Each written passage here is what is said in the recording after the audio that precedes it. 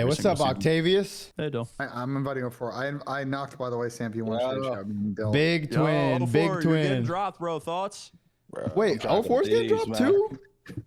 Yo, you want a ring and Benjay's dropping you. Thoughts? I know, bro. Why is he coming Bro, up? You said it. Bro, the day I'm after, not in the base camp. I don't control who gets on a roster. You or didn't not. even get fitted yet. You didn't even get fitted yet. 20 years shit's good. Nah, that's what do you crazy. think I like control who get dropped on that team? Like, You didn't even ask what the ring size is yet. Sam, I'm You're not fucking controlling. A week after, he wants me gone. it's not true. He didn't let you celebrate that It's not shit. World true. Championship, Stop. and he wants you off. We the just team. spreading proppy, bro. No, That's bro. what you said, Ben. Don't twist your words now. Don't I'm act all just weird. Nah, now 'cause I he's don't know. pressing you. I don't- Oh, you said that Ernie. I don't know if Twin's gone, bro. I don't know if Twin's gone, bro. I feel like if Twin's gone, some crazy shit would happen. I don't think Twin's We gone. can't allow that. I don't we think can't Twin's allow gone. that. I think Twin's showing Yeah, up. I'm gonna pick it outside of the phase offices. We can't allow that. You're gonna pick it Yo, outside the dirt. optic Yeah. twin though. Imagine you switch sides. Ooh, optic You twin. take down the Shit. pimp. Ooh, Take down the pimp. Optic twin. that'd be crazy. So, any plans for this off season? Nah, man. Probably Well, gonna stream, business but first, playoff business season first. comes. Yeah, business. You know, Of course. see what's happening. Might be a stallion or whatnot. Jesus Christ. Hey, yo, Octane and I got you, bro. Yo, twin, throw I your would've tax. We'll tell you what do we say, Sam? Yo, guys, can you throw your tax, please, and also rotate? Yo, Twin, that might be harder than winning a world championship. That ass is going to win an event Wait. for Tommy Zuma. Holy that actually might be fuck. harder. Wait, on the That text, might be can harder. I ask Twin a question real quick? Twin, I've noticed now, like watching the last three events, do you think there's like an even at the pro level, there's a fucking massive gap between like the top four teams when it comes to throwing nades and fucking everybody else? Because I swear to God, watching the dog shit bottom teams in the league play, they do not know how to use their fucking tax and nades. Benjay, you could have asked him any goddamn question, and you're asking. Yeah, No, I'm that's not saying that one. obvious. It's a good question. What It's the obvious, fuck, Benjay. Sam? Obviously. Yeah. Okay, well, I'm just asking the fucking question. Jesus Christ. We have twin here who's obviously very busy. He's probably gonna do a money most spread, recent world maybe fuck champion some on bad one of the hoes, best rosters and you're in asking him the to throw a game, fucking Benjay. stun. And you're asking him if he knows how to throw frag. I'm saying they're good at throwing stuns. I'm saying everybody else is dog shit at it. I was asking you. Yeah, everyone's been like that for years. Why do you think they're one of the best teams? Because they do everything well and everything really good. The other You shit teams are fucking shit know that, teams man. because they're not very good. That just pissed me off. Yeah. Any opinions on that before? You know how to throw stuns and shit.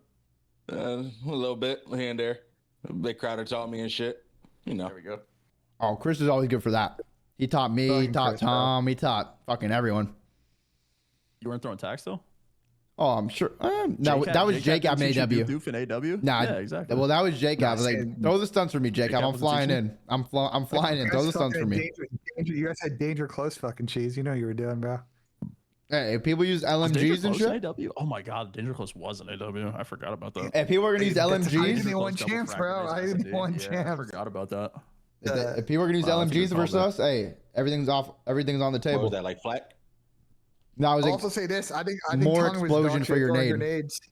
I think Tom was more throwing nade dog shit throwing grenades until fucking Crowder taught him how to throw nades in World War II. Oh, for you could run two tacks in that game, so you'd run double frag grenades in search, and you'd launch them across the map, and they would fucking do like in billion damage with Danger Close one.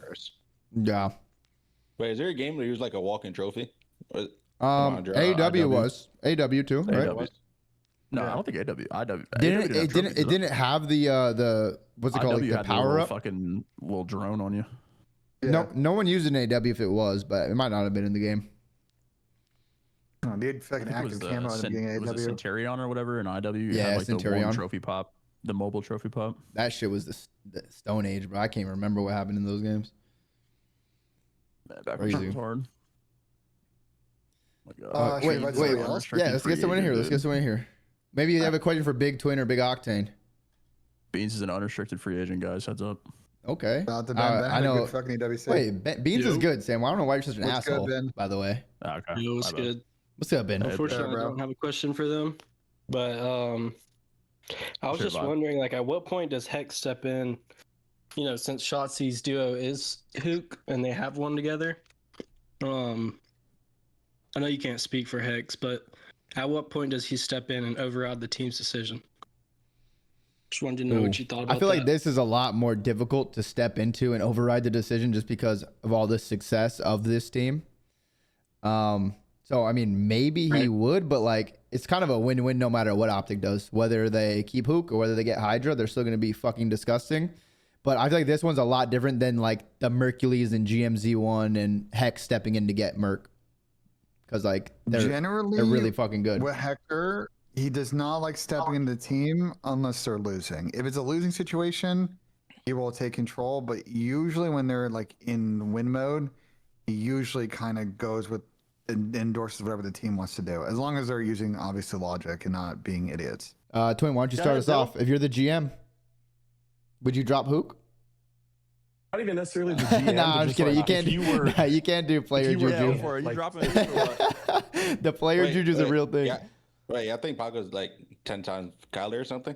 No, I don't think so. Well, I think they're different. They're completely different play styles for sure. Like, so it completely changes the dynamic of the team. And S&D maybe is a little bit better. But overall, Hook does so much for the team. Hydra's better than Kyler as a search for sure. I would personally, I've been on the train. Yeah. I would keep Hook.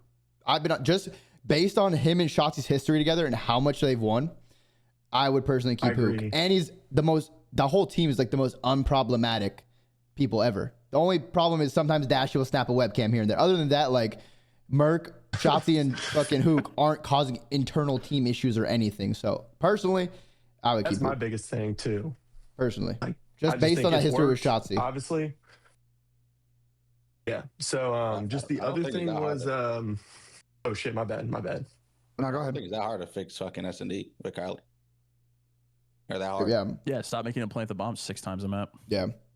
Well, they also just had a good season too. Like, I don't know why. Yeah, great season.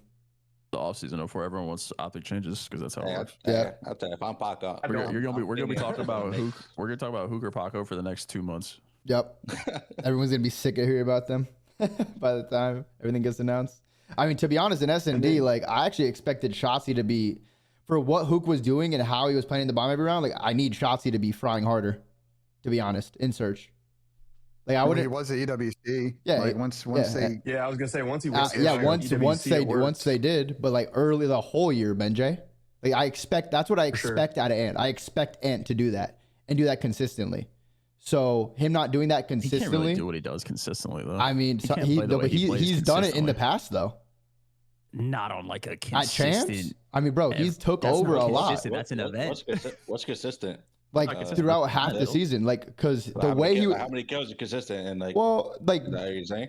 Yeah, just being like the consistent playmaker, always opening it up. And then he went to EWC and he went crazy. He is, but like that's what he's doing though. He is, but he could have. But he could have been. They're gonna get counter most of the time. I mean, sometimes, but their S&D was 18 and 18 on LAN, so I expect that it wasn't very good. It was their weakest game mode by far. Like I said, I just have high expectations of the Shotzi. The way Hook was playing in the bomb, I think Shotzi should have been able to do better. I think you're looking at it the wrong way. I think they needed to enable Kyler way more than they were. Well, that's what I'm saying. I think Ant did a great job all season. That means means Shotzi needs to like take the bomb some runs and free Kyler up. I'm fine with that too. But if Hook's gonna sacrifice this whole time, you need the other sub to step up. Or you share the duty and then you let someone else, you let Hook have some rounds where he goes rogue and gets the first blood. I just don't know. Like you're saying that he needs to be more consistent, but like I just don't know what that means. I'm saying just like what? Like Ant had phenomenal S&D events. Like I don't know what you want. This year, I'm saying he plays, you can't shoot fucking 23s a game and expect to hit 17 of them. I mean, I don't know. I think his events weren't as good. His EWC was godlike. So getting that a couple more times at one or two more events is what I'm saying. Look, for how much Hook was sacrificing. The one thing that could be true is when you team with someone in COD for a long time, you get tired of teaming with people. Now, the unfortunate situation for both of them right now is the only way they probably don't team is if Hydra goes to Optic, which probably won't happen, or Scrap goes to FaZe. So, like, if they stay on Thieves or goes to Gentlemates, they could stay together. But I don't necessarily know if they want to stay together. Like, there's nothing that they showed me over the past 2 years where I'm like, yo, these guys 100% want a team. They need to stay together. I think right now there's just a severe lack of AR options unless they join one of the FaZe or Optics. So they're kind of forced to stay together if they stay on Thieves or Gentlemates right now. Like, there's just not many ARs out there. Like, Hydra's not going to Gentlemates to team with Joe and to not play with Scrap, because who the fuck's going to be their ARs? They're kind of fucked. if they don't have scrap. I agree with that take, honestly, of them just kind of being a lack of That's why I think they're talent gonna at play like together. top Yeah. tier. They're kind of forced to play together if one of them doesn't join FaZe or Optic. Because I mean, if Paco goes to Gentleman's without scrap, then like your ARs are Rancor, like Dan, Sib, Yeah.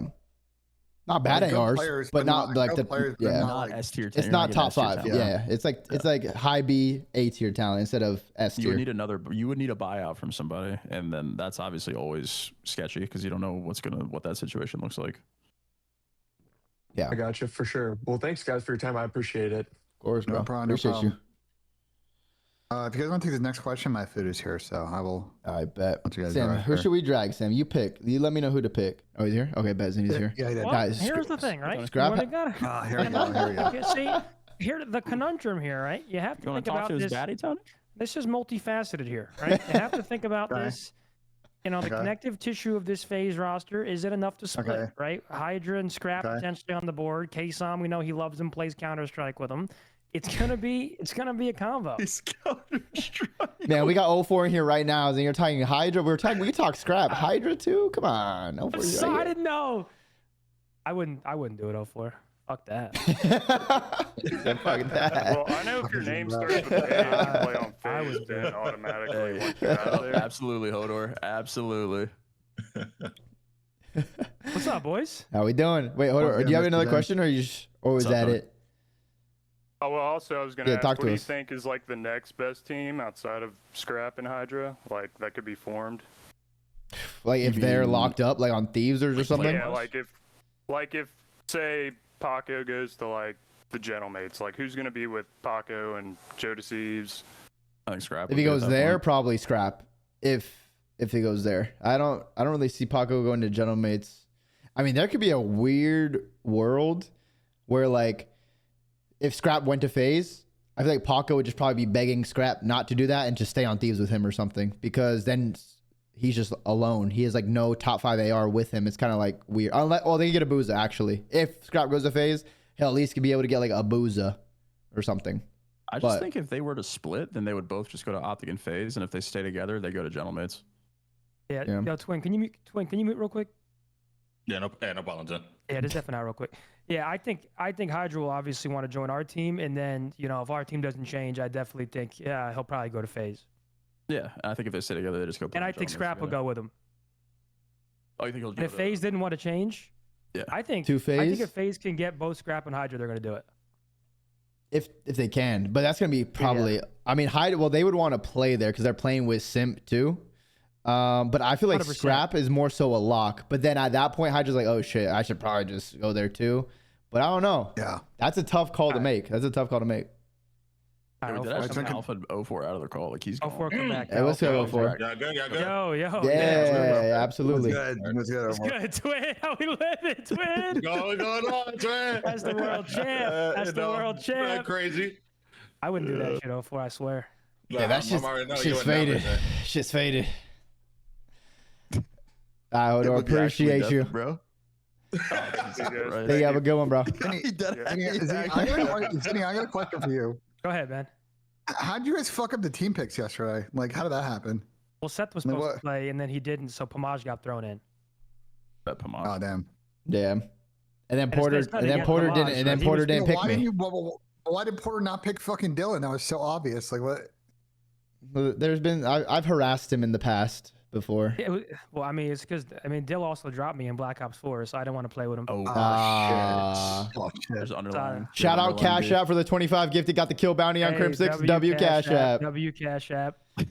W Cash What's up, App. boys? How we doing, Zin? what's up, You bro? liking all the Today's- shit? Today's been fun. Just the same question over and over and over Oh and yeah. over and Do you over want and Paco over or do you and want to over keep and Paco? over. What do you think? I knew that I would be asked that question. I would keep Kyler.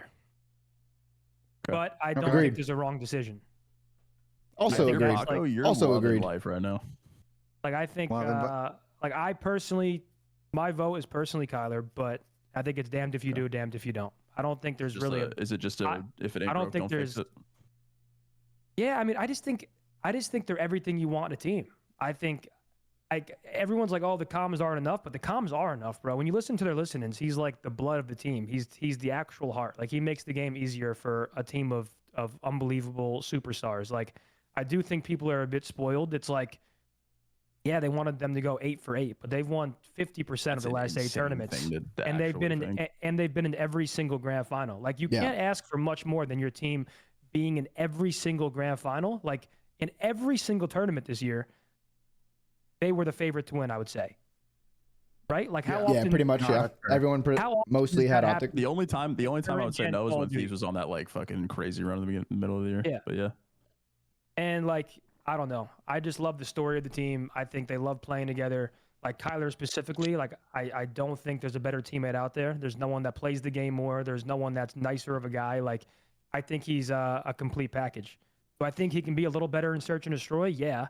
But I also think Kyler has always been a good Search player. Like I think this year at times maybe he was struggling a little bit, but I don't think that's a consistent like theme with him. Yeah. Okay, so operating under the assumption that Optic keeps Kyler, what do you think Paco and Scrap end up doing? Like if you're Ernie, like what from your straight player POV, not like streamer bait POV, like as a player, what would you do? I think they'd want to play with Simp before Joe. I think it'd be FaZe option number 1. I think they would want to probably go to FaZe. Because I think Scrap would want to. Yeah. So if they go to FaZe, you already know their team. If they go to Mates, what do you like? Where would you go? I think they would. So try you'd to have buy Joe, out Scrap, Kips. and Hydra. I think they would try to buy out Kips or someone like that. I'm not sure if they'd be successful, but Kips is on the 720. It's going to be tricky to buy him out. I think Kips is in prison. This is not just like FaZe or 04 Cheese because he's in here. I feel like I don't know why. I feel like Scrap has a higher chance of joining FaZe than Hydra. Or do you guys think it's like both a lock if they wanted? Because I feel like if Scrap were to go, then Hydra would be like begging to take him. I think Scrap is. I think Scrap's more so of a lock. I think Paco is a bit more complicated because Zin and them, the boys over at Optic decide they want to be in that sweepstakes. That's like a bit of a trickier decision for Paco. You know what I'm saying? Both those teams are good. Well, okay, let's be honest. In that hypothetical. No, but it's not even. If we want him, I don't think it's tricky. That's. Oh no! If Optic wants anyone, they're going for sure. So, I mean, in the past, Zach is the one person. Yeah, okay. There's been one person in the past. That's literally it. There's only one person in the literal history of Call of Duty that said no. Other than that, everyone else has joined. And like, to be fair to Zach, like, it did end up working out for him because he won a ring, won a bunch of fucking events. So like, you can't say that Zach's decision was a wrong one. I think either way you could look at it was the right decision. Yeah, but he also, but look who he joined instead, though. The thing is, at the time, the FaZe trio was a better team. Here's the thing about Hydra. He has unmatched leverage, right? So he'll be able to get Scrap wherever he wants him. Like FaZe won't miss out on Hydra by not getting Scrap too. You know what I'm saying? So 04 unmuted Zin. We're just actively fucking. What? No. I'm just talking. No. I'm saying what those. No. Listen. I'm not saying. Hey, listen. For all we know, FaZe doesn't want to change. All I'm saying is I think Hydra and Scrap would want to play there. In this hypothetical. Yeah, probably because like if just Scrap goes there, Hydra just is left without a top 5 AR, and he's tweaking. Well, I just don't see that happening. I maybe think get Scrap draw or Abuza. Why would Scrap choose? I don't see Scrap choosing FaZe without Hydra when he can go play with Hydra and Joe. No, I don't agree. I would 100% rather go play with Sim. Yeah. I don't think. I think Scrap. I think Scrap would be in the better situations. Like, okay, I mean. Hydra kind of needs Scrap right now. Scrap doesn't really need Hydra in this Rostermania. If Scrap just goes to FaZe, he's chilling. There was also the option of them staying together, but he could just go to FaZe and he's chilling. He is 04, Simp, Draza. Like that's an insane team right there. I guess it comes down to like the realistic fourth that Gentlemates can get, and if they think that roster collectively would be better. Yeah, I wonder how the top talent like Scrap, Hydra like value Aluka after the way he just played. I would assume high. Yeah, I don't know. Rookies as a general like outlook, I feel like have to be pretty positive. Yeah, there's so many good rookies. Then here's the other complication. You guys know this. If you're going to Optic or FaZe right now, it's an easy peasy deal. Like if you want to go, it's done. If you're going to Mates or Falcons, you got to probably fill one more spot in the roster, and that's contingent on this thing happening and that thing happening, and maybe you know what I'm saying. Like it's not like you can't wake up tomorrow and get it done. Here's the thing, though. That complicates the decision. I think General Mates will be forced to move mountains here if they want to get Hydra and Scrap. Yeah. And that's why, like you're like, okay, Kips is unobtainable. I think they would pay the price needed to get him if it meant Hydra and Scrap pick them. And maybe I'm tripping, right? Maybe a player like Kips is maybe they don't even want Kips. Money. But why would you choose Joe and Kips over what FaZe has? I don't know. I mean, that comes down to how much they value Joe and General Mates and what the difference is in the offers, right? Like, I think General Mates. I'm asking you on paper. I'm asking you on paper. Why would you choose Joe and Kips over like any two players on FaZe right now? Is the question Hydra and Scrap to FaZe, or is it one either or? Like either way, yes, however you want to interpret it. I think if they can both go to FaZe, they'll go to FaZe. But I'm talking about the world where you said Scrap go to FaZe without Hydra. I think if Hydra's going to Mates, Scrap, like, it's not as clear cut of a decision. Really? I feel like it's so. I feel like it's so easy, bro. Bro, he gets to play with. He gets to play because if he goes to Mates with Joe and Hydra, I'm still super insanely talented. They're fucking godlike. But if you go to FaZe, that team already has insane coaching staff, insane team, won 2 events this year, and you get to play with Simp, one of the greatest, if not the greatest, COD player of all time when it's all said and done. There's no bad option. It's a fucking fantastic. Oh, it's a great. Yeah, it is 100%, 100%. But I just think the FaZe offers like everything is so good about FaZe. There's like no reason to not go, especially if you're Scrap. I feel like it's just better to go into a system that you know is tried and true and works, rather than having to rebuild on General Mates. Even though it's a godlike rebuild, like they would have fucking Scrap, Joe, and Hydra. But I mean, if Hydra and Scrap did join FaZe, I would just see 04 and Abuza going to General Mates. It would be 04, Joe, Abuza, and 1. I don't know if you guys agree with that, but I can't really see another. If that were to happen, General Suits. They might be going crazy for you. 20,000 people cheering your name, 04. 20,000 people, Twin. 20,000 people screaming, Twin! Queen!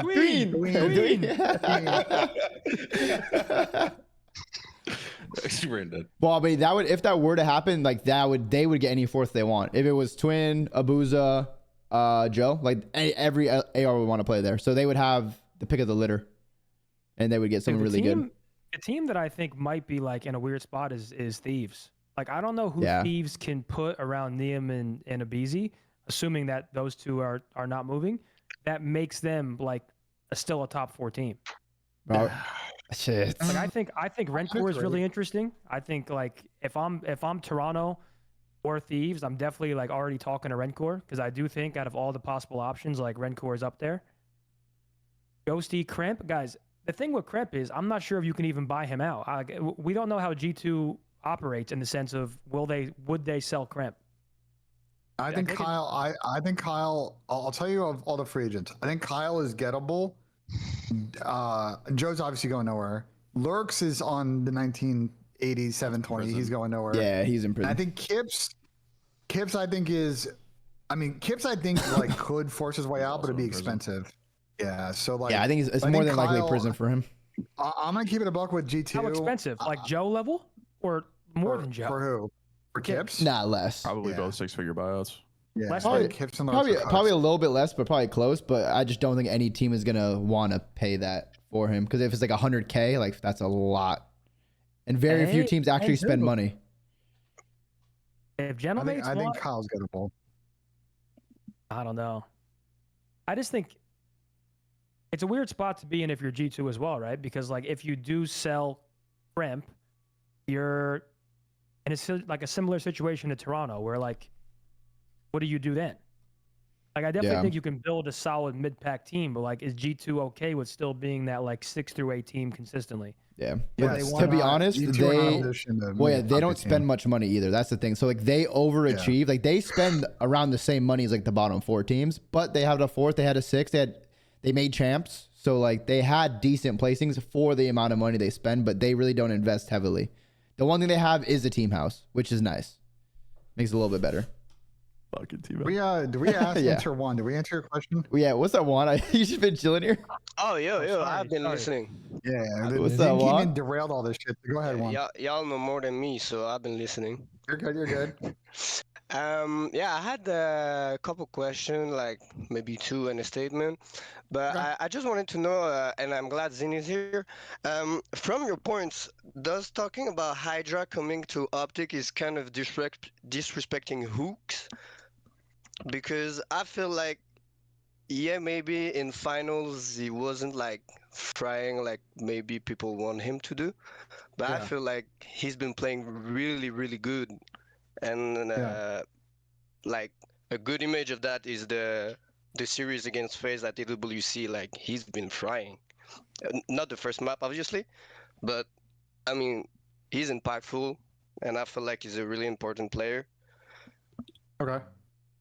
I mean, So he I had a wanted to know- statistical best finals performance this season, but like, I think everybody in this call, you guys all agree. I think, like, the Hydra Hook thing, the tough thing is that, like, I don't think anyone thinks that Kyler fucking sucks in this call, right? Well, the fact that he's he's the odd man out, bro. Yeah, the fact that it's even it's kind of semi disrespectful, but it's also not, because the way everyone talks and thinks about Hydra just goes to show how good Hook has been playing. If Hook wasn't playing at this level, it would be a lot easier. But the amount of championships they've won together while they've been on Optic, the success they've found, like, it is kind of disrespect, but everyone knows how valuable Hook is as a player. Even if he were to get dropped, he's insta getting picked up on another team. And we talk about Hydra's being one of the greatest subs of all time. Like, he's so talented.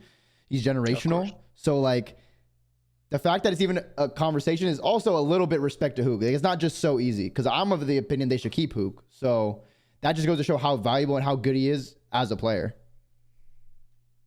Yeah, but I feel like I don't really I feel think like it's people disrespectful, be to be saying honest with like you, though. the only thing Hooks has is comms. Like it's all I'm like. Well, hearing. those guys are just faded if they But I only don't think think- Hook's comms. Yeah, I You don't want- think like all he has is comms, because yeah, people his don't watch comms the are games. good. But His respawn is insane. One, won a championship without him, and I Those are just feel lazy like they Optic have good fans. comms. So yeah. Yeah. But one, just simply, like, who do you think is the better player, like Hook or Hydra? well, obviously I feel Hydra like has like his. I don't know. Actually, I really don't know, because I think it's Yes, you do. it's a package. You know, like they have like maybe Hydra is better. Yeah, it's better at SND. I feel maybe, and it's frying like. he Yeah, I'm can talking fry like, more, don't I worry about think. the fit on the team, just like straight up, like player for player. I feel Hook is a better fit because Okay. like he like Attach said earlier, like his relationship with Shotzi too. Like I feel the both of them match really really well, and Yeah. I don't know if you had another This SMG to the conversation team. is going to No, but that- eternally go in circles, though, because we know what Yeah. Paco, or we know what Kyler means to this team, and we have no idea what Paco could mean to Optic. Yeah, So you're we haven't comparing seen it something, yet. you're comparing a variable that we have no fucking idea. You're comparing skill to a complete track record over 2 You're years. talking about of what talent Kyler versus brings. fit. The original Yeah, was talent versus easy fit. disrespect, but yeah. Bro, my thing is, there's listenings where Kyler is like the only one talking. Like, Yeah. like Yeah, there's there really is. listenings where I don't think anybody's saying a fucking word more like than Kyler. Like, can Paco, like, can he do that? Because I mean, what do you want to do? Listen to a silent listening? Well, I Yeah. mean, Zen, Everyone have would you learn guys how to have call your out, Tony. You don't need only Kyler to call out. If Kyler wasn't on the team, obviously the other players would start to call out. No, and I'm obviously guessing it because I do think like It's a new when our- dynamic. It was just Yeah, changed a like, little bit. there's some very energetic listenings. To answer your original question, though, I think some people are being disrespectful, but I think for the most part, it's a fair conversation to have. Like, this is just Rostermania, sure. bro. When players Yeah, like this sure, are on the sure. board, there's conversations around it. Some people may be going a bit overboard and maybe discrediting Kyler, but I think most people are looking at it at the way where it's like, yeah, Kyler's great, but what can be with Paco? Okay. Yeah. Yeah. Sure. Oh, And yeah, one. last question. Yeah, go ahead. Maybe I missed it, but do we know who's replacing Boston? The rumors M80, M80, but other than that, we don't really know for sure. Just that's the only It rumor. might be M80. We supposedly, the word on the block, the current rumor is that there may be 2, possibly 3 new ownership groups in the CDL this season. We will have to wait and see how many actually materializes, but there were a lot of conversations in the Springs with a number of these orgs talking to potential bidders, situations where the league definitely gave those teams guidance on who could actually potentially acquire a spot. We just don't know who actually has like followed through on completing that transaction and taken over ownership of said spot. I think we'll probably find out here in the next couple of weeks. Yeah, hopefully it happens. All right, W, I appreciate you. You have a good one. Thank you very much. You have a good one. Peace. Let's try to. We'll probably like limit the questions too, just so we have hella outta here, people. man. You're out. Peace me out, and Chris, twin. everybody gonna do some shit, man. I'm Hey, gonna fuck with y'all. yes, sir. Go chill, man. Appreciate Later, you. Queen. You know, know. Queen. Later, Jeff. Queen. Later. Later. Let's Shout out see. to Let's try to get a lot of Force in questions the in. chat, bro. Let's just try to keep That'd it. Let's try to keep a lot of these like quick too, just because we have so many people One actually question, a joining. follow-up. Yeah, let's just try to do it one follow-up, guys. question from now on because we've been doing it for a while. What's good, Any Mob? questions that don't involve Hook and Hydra? Yeah, we might What's up, GA those yeah? questions. We answered those. What's up, Mob? Good morning, good afternoon. Hey, my Blue Wizard, question thank you for the Twitch is Prime sub. Welcome to the Tactics Go. hypothetical. I want you all to put on your GM hat, and you decide where Paco or Ernie go, and then out of the 10 teams, you build a team that you would like to see if you were in that GM position for that team. Wait. Can you elaborate on this? So we confused. pick where Scrap and Hydra go, and then we build a team after that. Yeah, so like let's say Scrap goes to FaZe for Abuza, then Abuza is then a free agent, or Paco goes for Hook is then a free agent, and then like with what this you is Doctor have. Strange level shit. Yeah, But I it's just like want to this- pick Okay. you guys. do it as Like a a group, best of the though, rest like- team is what you kind of mean. Yeah, right? yeah, and like pick whatever team you want. It could be Mates, could be Koi. Like you do with what you have. Okay. Who wants to go first? Bro, what? This is like a tough question. Yeah, like, I It's feel not like really this a is group all we've been question. talking about, but I mean, okay, so let's assume for this is impossible. Okay, where do you have Hydra and Scrap going in this hypothetical? Yeah, that changes everything. Where Hydra and Scrap It's go. what you want. It's what you want. Like where you think they would go. Like I mean, I think Scrap's It's going to not- FaZe. I'm gonna put a pin in this question. The problem with this question is there's like 4 of us here, and like there's a better question to ask us if we were individually streaming, because like you can make a whole YouTube video about this. It's hard for Yeah, us to yeah, do and yeah. spend 25 minutes to do all 12 teams. We're gonna be here for fucking 3 hours doing this. yeah, and I was just saying, just pick one team. You know. Okay, I think let's say- FaZe, Let's where say the Scrap Scrap is and going. Hydra both go to FaZe, then I think you do 04 Abuza, Joe Deceives, and then kind of like we just talked Aluka. about. You try to do either Agreed. like an Aluka, a Kips. Yeah. Spewing a Luka prop this whole offseason. Agreed. And I think to the group's point is like that is how Gentlemates and Falcons, or if it's Falcons, like that's how they'll make a really good third best team, even if they don't win the Scrap and Paco sweepstakes. Yeah. Hell yeah, Mop. Thank you for joining, brother. Thank you. Guys. Appreciate you. Yeah, yeah. Appreciate it. All right, Rafi's in here. Where's Rafi? Yeah. Oh my God, is my favorite. My favorite. I didn't mean to view business that guy's. I didn't mean to view that guy's question, but I Nah, was we like, just I have a don't- lot of questions to go through right now. Wait, is Well, this? that question is just like he's in the drag. It's a YouTube video. Oh, bro. oh That's what shit. that Okay, is. there he is. Wait, what? Like a YouTube video. Dude, Rafi? Wait, I can't drag him into like this stage. No, just invite. But tell him to join the stage. He might have moved to the Maybe- audience. Or maybe he has to press the hand. well, no, he was in like No, my you actual can call. invite I him was trying to without- drag him. Yeah, Oh, you should just be able to He's in the join. audience. Just drag him. Is He's he? in the audience, Rafi, just drag him. join the stage, bro. he has to. I can't he really has to join see. the I can't see stage very and then well. Where press is the he? hand and then. No, he just needs to join, and we can. Oh, there he invite is. him. There he is. There he is. Hand up. Invite to speak. Wait, he should be good. Yeah, he'll be here in a What? sec. Rafi, wait, where'd he You go? wanna be my Yeah, he lover, could join. I wanna invited him to be speak. My lover. Yeah. Yo, Yeah, what's Rafi? good? Hey, Go. Rafi. What's up, Rafi, you Rafi? disappeared Go after I ahead. stepped off the plane yesterday. You were fucking like gonzo. Like, where the fuck did you go? Bro, I needed to get home and pass the fuck out, man. I was exhausted. How are you guys? Good Oh, to Rafi. talk to Tired. everybody. Fucking fantastic. Love Good. Rostermania. Hell yeah, it's Hard. the best time of the Like- day. Best time of the Fucking day. rain. Absolutely. How bad was that storm where you were at in the burbs? Bro, I was driving to pick up my dogs from the boarding place that I left them at, and there was like trees and shit falling. It was really bad. But I'm sorry Yeah. to deal with that. listen, I'm not gonna take a lot of your guys' time. I know that you're in the zone right now.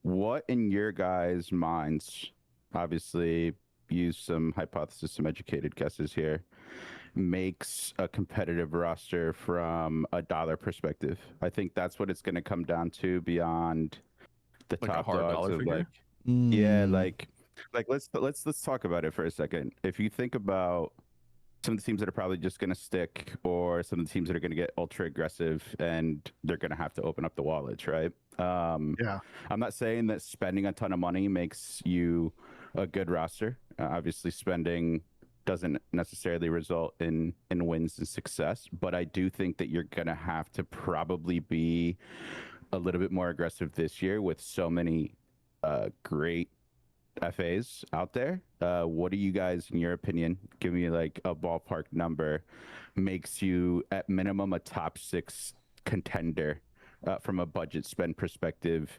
Leave out buyouts. I'm talking more so Per player or for 4 total? players. Yeah, total. Because realistically, if you're looking at it from a GM cap on, you're going to spend on like that one superstar, right?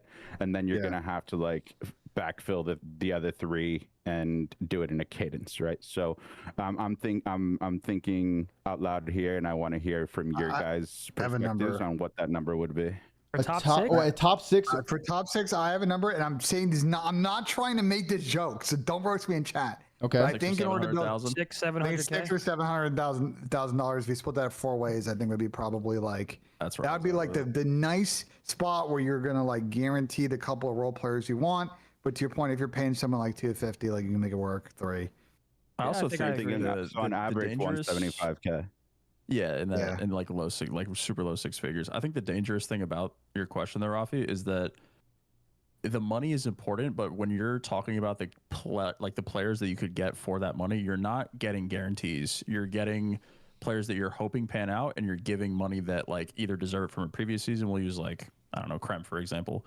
Like Krem's a player that should deserve to be on a good team. He's had a great couple of seasons. His stock is really high going into the offseason. He's a player that I could see getting a decent contract, like a 175 to 250, right? But you put him on a team around people that, like, we'll just use G2 from last offseason, or I don't know, what's a team that he could be on this year with, like, I don't know, Rancor and Cramp, Abizi, whatever, right? Like, Thieves could be a top 6 team, or they could have weekends where they get top 8, get a top 12. Like, you're not paying for a guaranteed center. You're not paying for an Optic. You're not paying for a Thieves. Like, that's money that, unless you're really spending, like, millions of dollars, like the top of the league is, I really don't know if that's a guarantee. So, like, that's why I think it's a dangerous question, because you could give these players really good money and you could get minimal returns versus, like, Vancouver, for example, from BO6. They got chump change compared to what people are paying, but they were a really good team. Yeah. I think it means it's a dangerous question. I was gonna say, Ravi, for your question, was it more so like a guaranteed top 6 with hopes of winning a championship, or like their 5th, 6th, maybe get like a 3rd, 4th would be like a success to them, or like what tops? Because top 6 could look different in a couple ways. Yeah, I think that's a valid counter. Great rebuttal out of you, Attach. Thank you. I think what I'm thinking with the question and what I'm posing is, if you're looking at top 4, you're talking about over $1 million worth of roster expenses. Yeah, 100%. Right. So if you're looking at the top 4, what does that mean for top 5 through 8? 5 through 8. Is that literally quite under? Is that 800,000? You guys are saying 5 to 700, right? So I'm just thinking. And chat's just being fucking cringe. It's got nothing to do with buyouts and the players that are getting bought out. I don't give a fuck. Right? I don't care about that. I'm thinking just from a GM kind of a fun question of operational costs for just salaries perspective, and what that would mean for the rest of the league, because then bottom 4 stays bottom 4. Like that means that quite literally nothing changes year over year of what it is that the C9s and the Surges and the Royal Ravens they're constantly just gonna get the bottom of the fucking barrel, 200,000 max, even if that. But it's hold on. But that's the way mostly every esport. Like I'll tell you some smaller games or some games with sort of a weird top end. Like you're gonna have to pay good talent low 6. Like you got to pay them low 6 figures in order to make it work. So like most esports are 4 or 5 players, some are 3. But like you're already at that point like close to 5. Like it just is the number in esports. The difference, Rafi, from like game to game is just like if you're going after a certain player or 2, like what's their market? Because if there are 3 or 4 suitors, that price is going up. If it's only you. Any other orcs that might sell their spot? Thank you very much for the $4 super chat. Apparently, Boston, the rumors they were going to sell to M80, more than likely, maybe for Fun Esports. But then there was a clip, I think D-Real just said on stream, that, and Ben just also said it right now, that 2 more orgs might be interested in joining the COD League. So we have to see. Physics, thank you very much for the super chat. But maybe 3 new orgs. That's a big maybe. Probably 1 for sure, maybe 2, and then maybe 3. Like, it's tough. Enough in like a tier swap from 1 to 2 to 3, then it's going to be go to the player and, okay, where's my prize money? Like, what team can I make to make up the difference? Did you guys also like most players are pretty smart in the terms of like, okay, I'll sacrifice 20,000 now. I'll go play with Crimp, have a more competitive roster, and then my next contract can be even bigger. Exactly. There's no point in taking an extra fucking $1,000 per month to tank my stock. Yeah.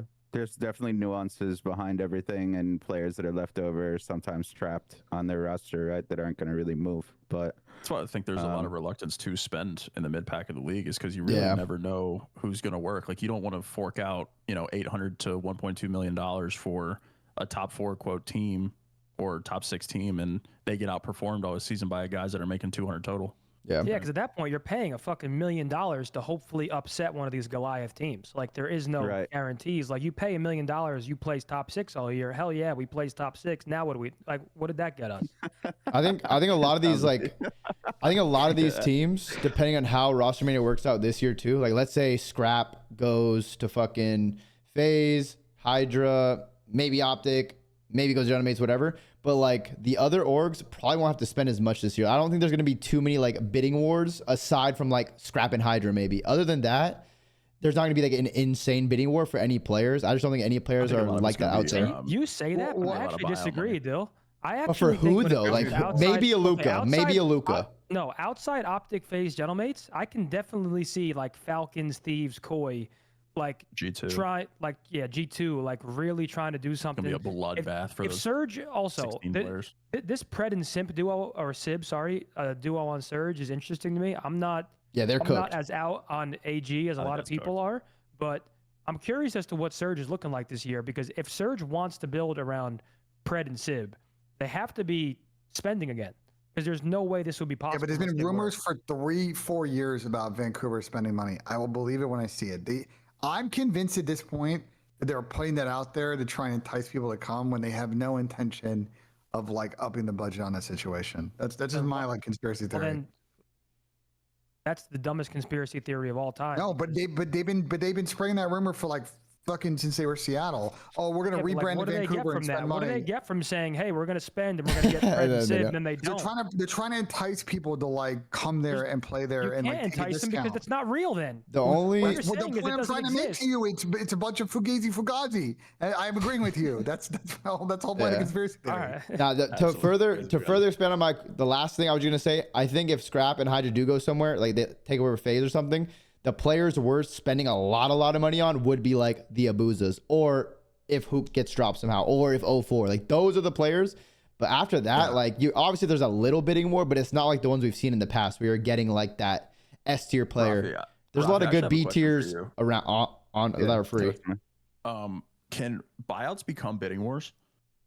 Yes, they do every year for our players. Yeah. Okay, so I feel like that's going to be a large chunk of this season as well. Like, there's a lot of players that are under contract, like Kremp, Lurks, Aluka, that I feel like orgs are really going to want. Like, I think those prices could get driven the fuck up for a lot. But I agree.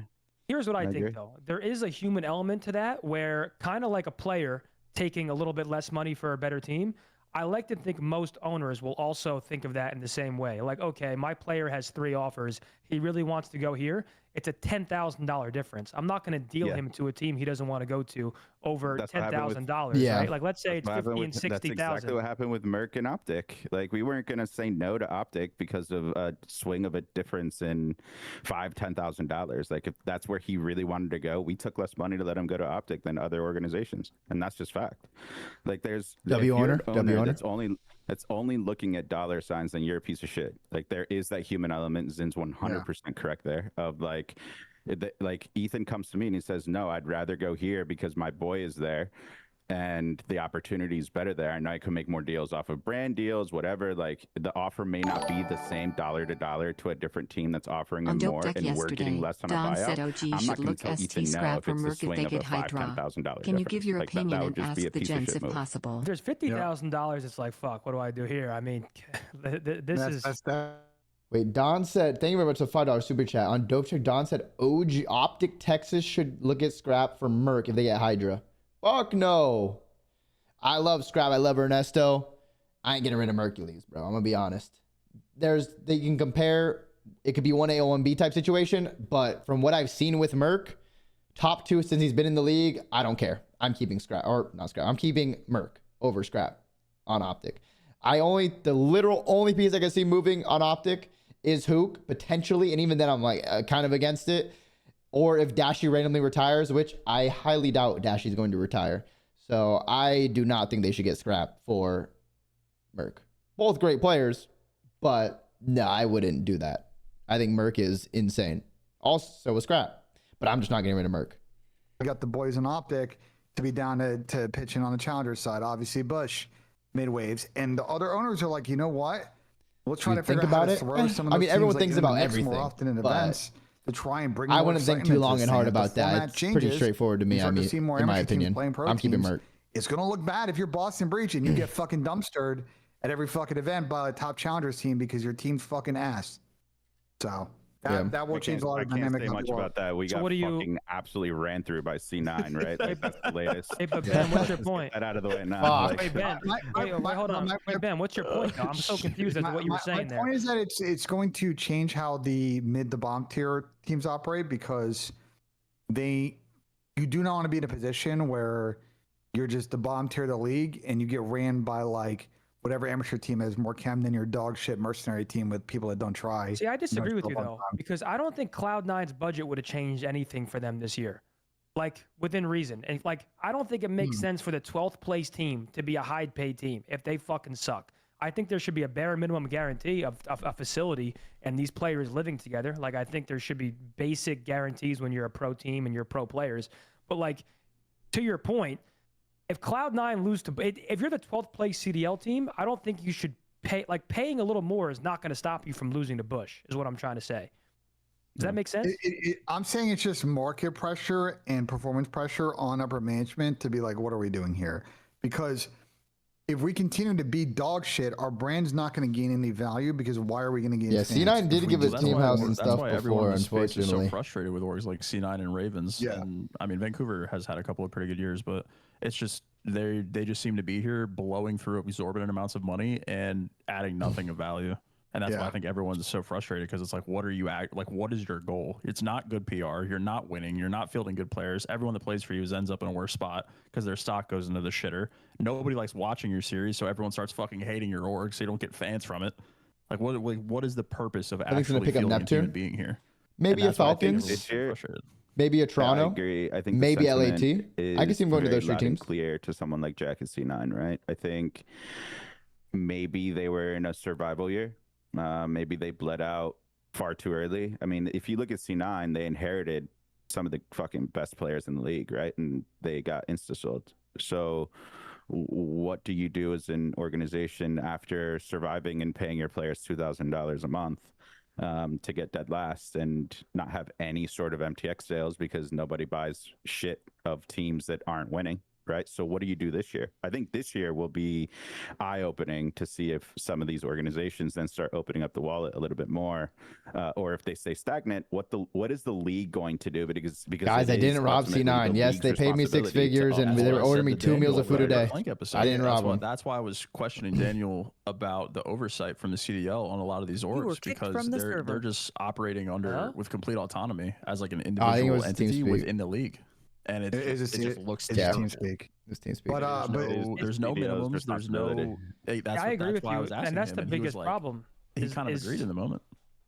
Yeah, I mean that's the biggest problem is like these guys are in agreement with the league, and you can't just alter those league rules unless every team agrees to alter them, right?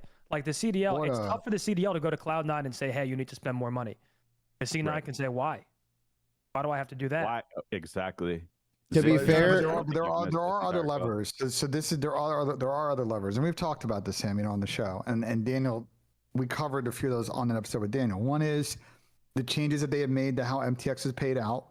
That's more eat what you kill rather than being evenly split. So if you're someone like a FaZe and you make a banger skin, right, like you will make a lot of money year to year on MTX. Listen, but if you don't try, you're not going to get carried by everybody else. The other thing still is trying to make available to teams more sponsorship categories that are now currently restricted. The gambling sportsbook space is one, alcoholic beverages, open it all up, marijuana. Open it all the fuck up. It has to be. I know that there is a nuanced conversation because a lot of those categories lead to potential liability down the line, that those are adult consumption things and that you could run into issues down the line. How is that possible when every major sports league is doing the same thing? Yeah, but they're also facing the same potential liability down the line too. But we don't need to have that conversation here. My point is that those leagues have said fuck it because the revenue there is so massive that they're willing to take the risk because those categories are willing to invest enough money in these things that it's worthwhile. And for the teams, if they can get some of that extra money for those categories, which I know what money's floating out there is 6 figures, sometimes 7 figures. That's a lot of revenue for a Call of Duty team. You bring a 7-figure space of deals in, like your economics of your team now make a lot more sense. I think it's a push and pull though. Like it's my fault, Rafi. What happened? I touched the ball. I'm the reason C9's broke. Bro, what? Oh yeah, you took the money and ran. It was my fault. I bankrupted C9, and now they're paying pity. They had me living in a team house. They were paying me 6 figures. I was ordering a Hailey Bieber smoothie and a breakfast burrito from Erewhon every morning. 2-3 orders of DoorDash a day, and now they're broke. I guess like my whole point is like I think when we're talking about the 11, I had to get it off my chest, chat. Team, I had to get it off my chest. I'm sorry. To me, like I don't. It was my fault. A team of shitters I'm sorry, that are placing encouraged. 12th every event deserve 100K each. That's the least of the issues. The issue is you need to field a competitive roster and be more willing to change your roster when you're obviously. I placed top 6 one time. And I got one top 6. Okay. Location. You can't have a player in Jersey, California, Chicago, and Minnesota. Like at some point, we're literally operating like an amateur team. The salary is the least of the worries, I think. Well, the salary is What's up, Cliche? How we doing? You have quality players. We placed top 6 at Major 2, and then I got dropped after at Major 3 after we placed 12. We placed 8th, 6th, 12th. I'm gone. 12th place team. You need value. Oh, don't get me wrong. I think $2,000 a month is despicable. Oh, I mean, it's literally illegal. Right? Like it's. But like, yeah. I don't think $60,000 a year is unacceptable. But that's the difference. That's the difference between player. That could be the difference between someone like a Luka accepting a contract and him laughing in your face for 20K though. Can we let Rafi? It seems small, but that is the difference in C9 having to go to the 8th, 9th, 10th option. Remember when they were making roster changes because they got turned down by legitimately every single player in Challengers. They went to Ocus and encouraging these guys because they had to take the offer versus I think it was like Spart at the time, like a lot of Rafi's guys. Rafi's not going to tell them to go accept a 20K deal. He's going to tell them to go laugh. He's going to laugh. I told them not to. Exactly. I told Icons and Nate not to. If you're getting Rafi, if they come to you like, hey, we're going to give these guys 50K, 65K versus 20, totally different. It's completely different. It's not even livable. I think there's like a bare minimum aspect, but I think it correlates in the sense that if you have a team that's giving you $2,000, $3,000 a month, then you probably have a staff that can't field a competitive roster because realistically, look at what Brian Saint's doing. That guy's got 6 jobs in one. Realistically, right? chat, like, how much should I have gotten paid on C9? He doesn't have money to go. How much? Out. Like, should they have covered my housing, giving me 2 meals, maybe 3 meals a day on content? And what should my salary have been realistically? But that's all he. What would you guys do if you were an honest GM? Food stamps? Float one way or the other. 10,000, 42.3K, 10K. You don't have a bag of Doritos. We turned Section 8. 2 or 3 ghetto times this year. Straight up said no, you can't take them. You don't have the money. I have to live in Zone 6, right? So 100K. Hey, Crush Best. I like you. I like you, Crush Best. Money and we got top 6. I 3-0 Joe DeCease online and on land. 5 different 120K. Let's get it done. Can't field competitive rosters in the degree that they can. You can Birds at a meal a week. There's only 3 Takis bags. So far you can go with that. At least give me Tapatio and some lemon to squeeze on it too. Unbelievably lucky in that situation to find real value. And I think C9 actually did find real value. I'm not saying they're the top of the league, but I think Nezra and Webby are quality players. Like I think I would have paid you what they paid their players this year. What the for the situation that they were in, placing pretty much 100%. Last. We got 6. That's not bad. Yeah, I think it's again the market pressures that would theoretically force these 11th and 12th best teams to try and get better. Hopefully, we went in circles a lot. Let's get some more people in here.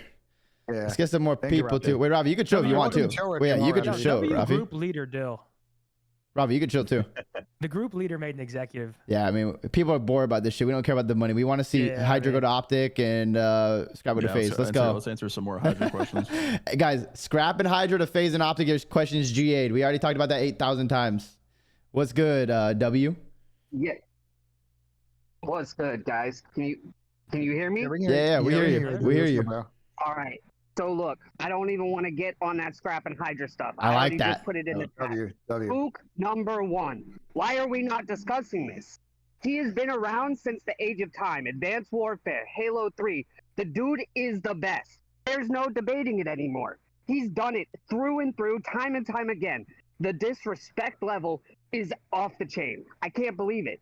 If Optic drop Hook, Hex, I'm sorry, love you, dude, but you're an idiot. That guy is pure talent, okay? And I'm not trying to dick ride. I played all the way since 2009. Nice. Hook just needs a more of a chance. Well, no, like the dude is gross. There's time and time again proven. Kyler is never going to become undroppable. We'd understand that, right? Yeah. There's very few players in the league that are undroppable. There will never be a time that Kyler is 100% undroppable ever again. That will never exist. I think Kyler's at the peak of his career because like before Kyler's been dropped a lot and on and off teams. Like he's actually developed. He's had one of the craziest development arcs, probably the best development arc we've ever seen as a COD player ever. He was just a player that could get kills. He was pretty dumb. He was very easy to beat, even though he shot hella straight. But now he's well-rounded. He's smart. His comms are insane. He shoots incredibly straight. Yeah, his SMG struggles a little bit in that mode, but overall, he's had probably the best development of a player we've ever seen. So I don't think anyone's really... Some dumb people are probably trying to disrespect him right now, but everyone that actually knows COD and the game and the team know how good and how valuable Hugh is. But some people are probably taking it a little too far trying to disrespect him. But... Right. Him being in the discussion with Hydra isn't disrespectful. People are making it disrespectful if they're saying bad things about him. So if Hook were to get dropped and all this plays out where Scrap's gone, Hydra's gone, why aren't the Gentlemates just dropping everybody, getting Joe, and picking those 3 up? Well, I mean, we just said that no limit on the bot. No limits, money not in the picture here. Are you talking about if Hydra had an Optic offer, why wouldn't he still go to Gentlemates? Yeah, why wouldn't you take the team that could ultimately rival Optic? Shotzi, Merc, and Dasher. Yeah, he gets to play with the best team in the world. He's pretty much joining a new gen dynasty. You're right. You're right. You're right. The best team in the world versus the rival. But like, I do think at the top level, like when we're talking about Hydra Scraps, like the money, like the salary is marginal, right? Can Falcons enter the conversation and pay one of them $800K? Maybe, but like it's a marginal difference at the top level where like. Your salary on an Optic phase, Gentlemates, you'll almost always pick the better team. Always. Yeah, it's kind of, once you reach a comparable level of salary, it's always about the team every time. Yeah, unless it's like a 200, 300, 500K delta. Oh yeah, what's up, bro? I love the fact that people are sticking up for Hook. Absolutely. Like, the passion behind people actually seeing what others have said. Like Hook is invaluable, man. He really is. Unbelievable in my eyes, and the fact that he was in challengers that was starting crazy. the year, what was it? That's just fucking insane to me. Like that guy is disgusting. He does not belong in challengers, and I love the fact that other people are saying what it is that they're saying about Kyler. I really do.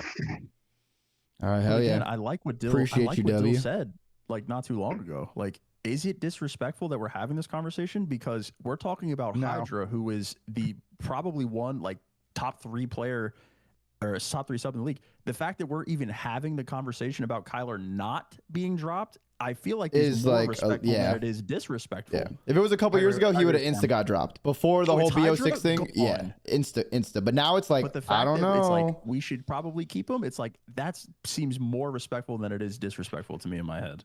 Just being in the same conversation as someone like Hydra now is definitely a testament to what it is that he's done this season, 100%. I'm going to bring someone in. Let's bring Jay in. See if Jay's ready to go. What's good, Jay? How you doing? How we doing? Good, bro. Okay. I just wanted to say I have. Hello? No challengers. Did anyone catch that, or did I lag? What up? Oh shit! Oh, I think mine. Mine is like. You're good. You're good. Go ahead. Keep going. Keep going. I was thinking to combat the GA problem. I feel like, what if you bring one sub from challengers to every single team, and then obviously if you break a GA, Chat, am I lagging? Like you have to sit out, or like there's a 3-strike rule or something. What the fuck? My internet just dropped for like half a second. That's like a sub, so you have a sub all year, and then you can also use it to combat the GA problem. Yeah, but at that point, the league is in order to do that, the league is essentially like that was weird. So like what you've just done Instead of doing My streams GAs, didn't shut off though. We're just okay. Thank you. Just suspending people. It literally went to Which, zero for like, theoretically, yeah, you literally a could do that, but millisecond. The league, the reason. I don't want to rant on the GA thing, bro. You guys know my position on it. You know how. Ben's an idiot. Just so you know, Ben's an idiot when it comes to that whole. Oh, I'm an idiot. Okay. Wait, Ben. You're so wrong. You're so. After Zin, I have a question. Wait, after Zin, I have a question. Go ahead, Zin. So unbelievably wrong that it's not even funny. But yeah, he is right about the fact that like the league isn't really involved in the official GAs. So suspending players for GAs and forcing challengers substitutes to come in, I just don't think that's feasible. Official GAs. Do you think it's funny that they're actual? What does Ben say? Like what do you say is wrong? That it's okay to break GAs because it's not technically against the rules.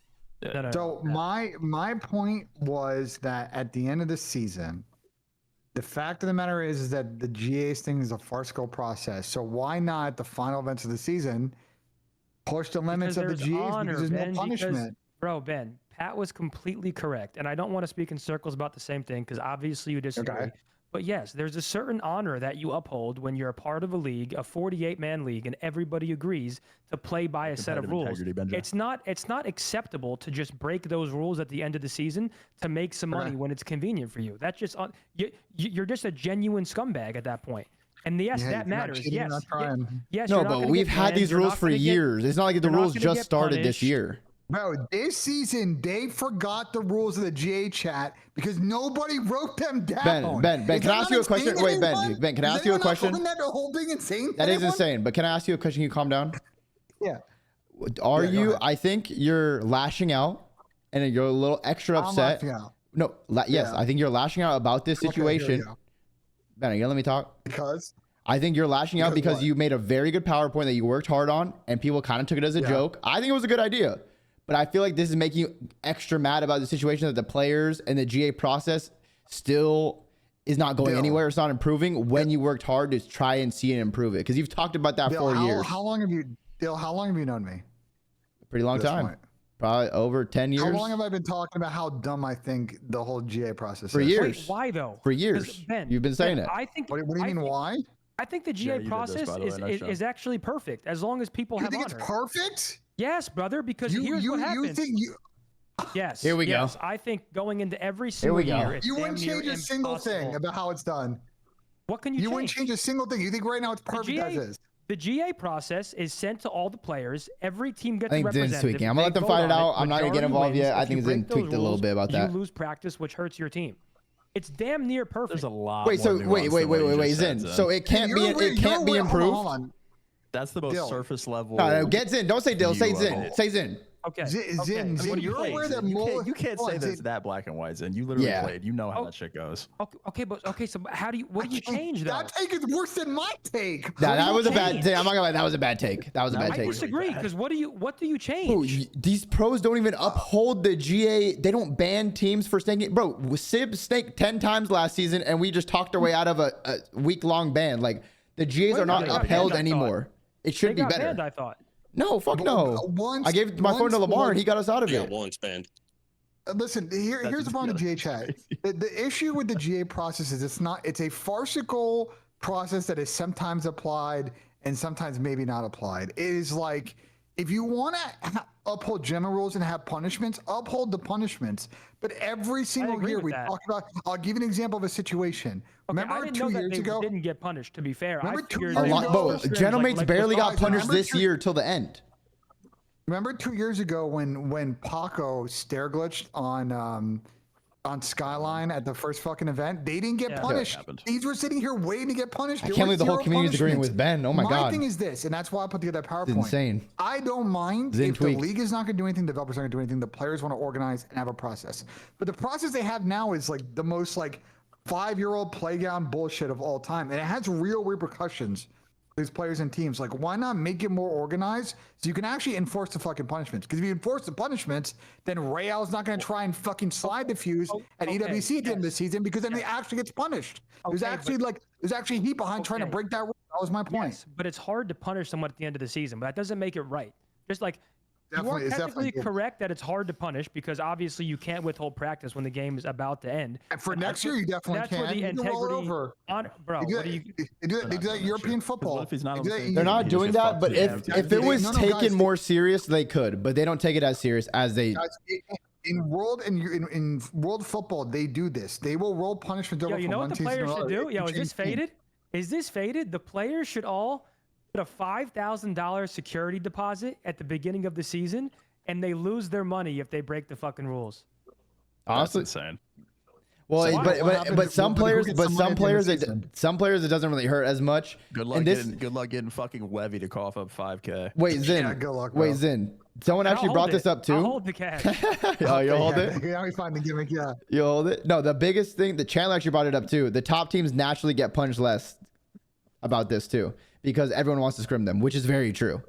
Like if Optic broke GAs, like everyone's like, yeah, no, we're not. We still want to scrim the best team in the game. Like that's the issue. Another issue with GAs and players controlling it fully. But I don't see how you change that though. I don't think any the set toughest of part. Rules it's very easy to change. It's very easy. He made the PowerPoints in. That's what I'm telling you. He gets heated about the PowerPoint. Okay, let Ben talk. Ben, how do you fix that issue? Bro, it's very easy. Just actually meet and talk about these things. Have documents with rules that everybody agrees to, and then when people break it, you point to the rules and say, you broke this shit, you get punished. You can't fucking argue because you agreed to this shit. It's not that complicated. Yeah, but who is making them stick to that? Ben? Yeah, but themselves. I'm telling you, I got it. Yeah, did I not say this on that weekend? Have it be themselves. I literally said it on the weekend. This is why Ben's upset. The truth comes out. I told you guys I'm the Ben J Whisperer. Already exists. It's just not on paper. Right. The piece of paper is going to change nothing.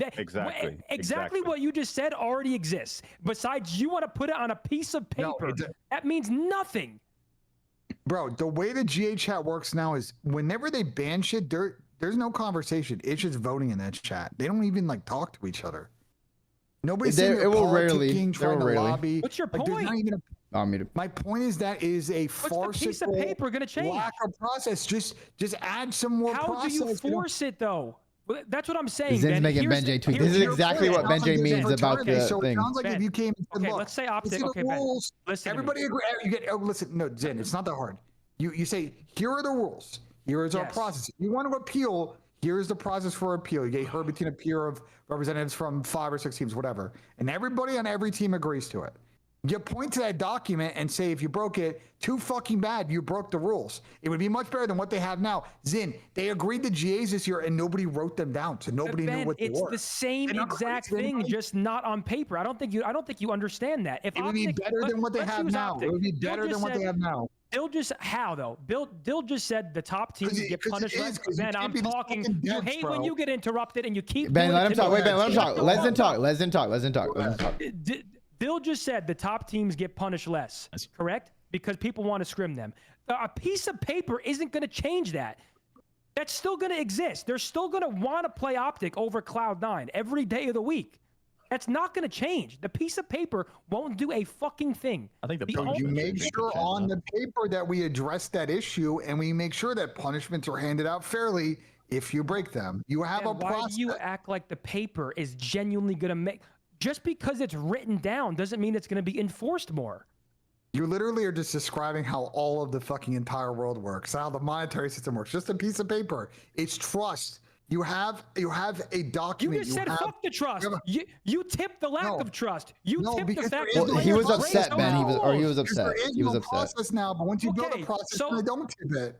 Okay, so if it's written on a piece of paper, then you don't respect it. If it's written, then you don't respect it. This guy asked me on the flank, and Dylan, I think you were there. Did I not say if there was actually a process and there were actually rules, then I wouldn't tip it? I would tip it now because people know that they can get away with shit. There's no punishment. Did I not say that on the show, Dylan? Bro, all of the shit that the onus of upholding GAs and enforcing GAs just needs to be removed from the players. They need to figure out. They need to figure out what needs to be GA'd because that's their job. It needs to be upheld by somebody else. Exactly. It needs to be the league. The league has to do it. They need to propose these rule breaks, whatever we're going to call them, because everyone sees them. There needs to be an oversight from the league because it's their fucking job, and there needs to be real systematic punishment, like losing a veto, that is punishment enough to make them not want to do it. That's Agreed. It removes all Agreed. the practice, Agreed. It removes the practice shit. It removes the practice thing where the top teams have an advantage. There is a real, tangible disadvantage to breaking GA. Guess what? You snaked, you don't get a veto next series. You can't veto a hardpoint next series. You have to play your worst shit. I agree with Sam. The only way, it can't be in the players' hands. If it Real needs to be the league Slid controlling it. defused at EWC, guess what? Grand finals, you don't get to veto. You just fucking spawn in. Guess what? They Tough pick all luck. the maps and the Get sides. Get fucked. There needs to be the player. It needs to be a 50-50 thing. The players need to figure out from a competitive standpoint what needs to happen to balance the game, because that's their job and they play it 8 hours a day. And the league needs to enforce that and propose things to actually keep it so the GAs are upheld. That it needs to be a collective effort. The power correct, of enforcing shit needs to be removed from the players. I agree with you, Sam. I agree. Yes. It cannot be self-governed. There's too Yeah. much subjectivity. That's exactly what, Lord of the Flies in that bitch. That's my entire point right there, is whether there's a piece of paper or not, if it belongs to the players, nothing will change. You will always see inconsistency when it's team to team. Oh, this was more blatant than that. If it's not directly on the league, a piece of paper will not solve that.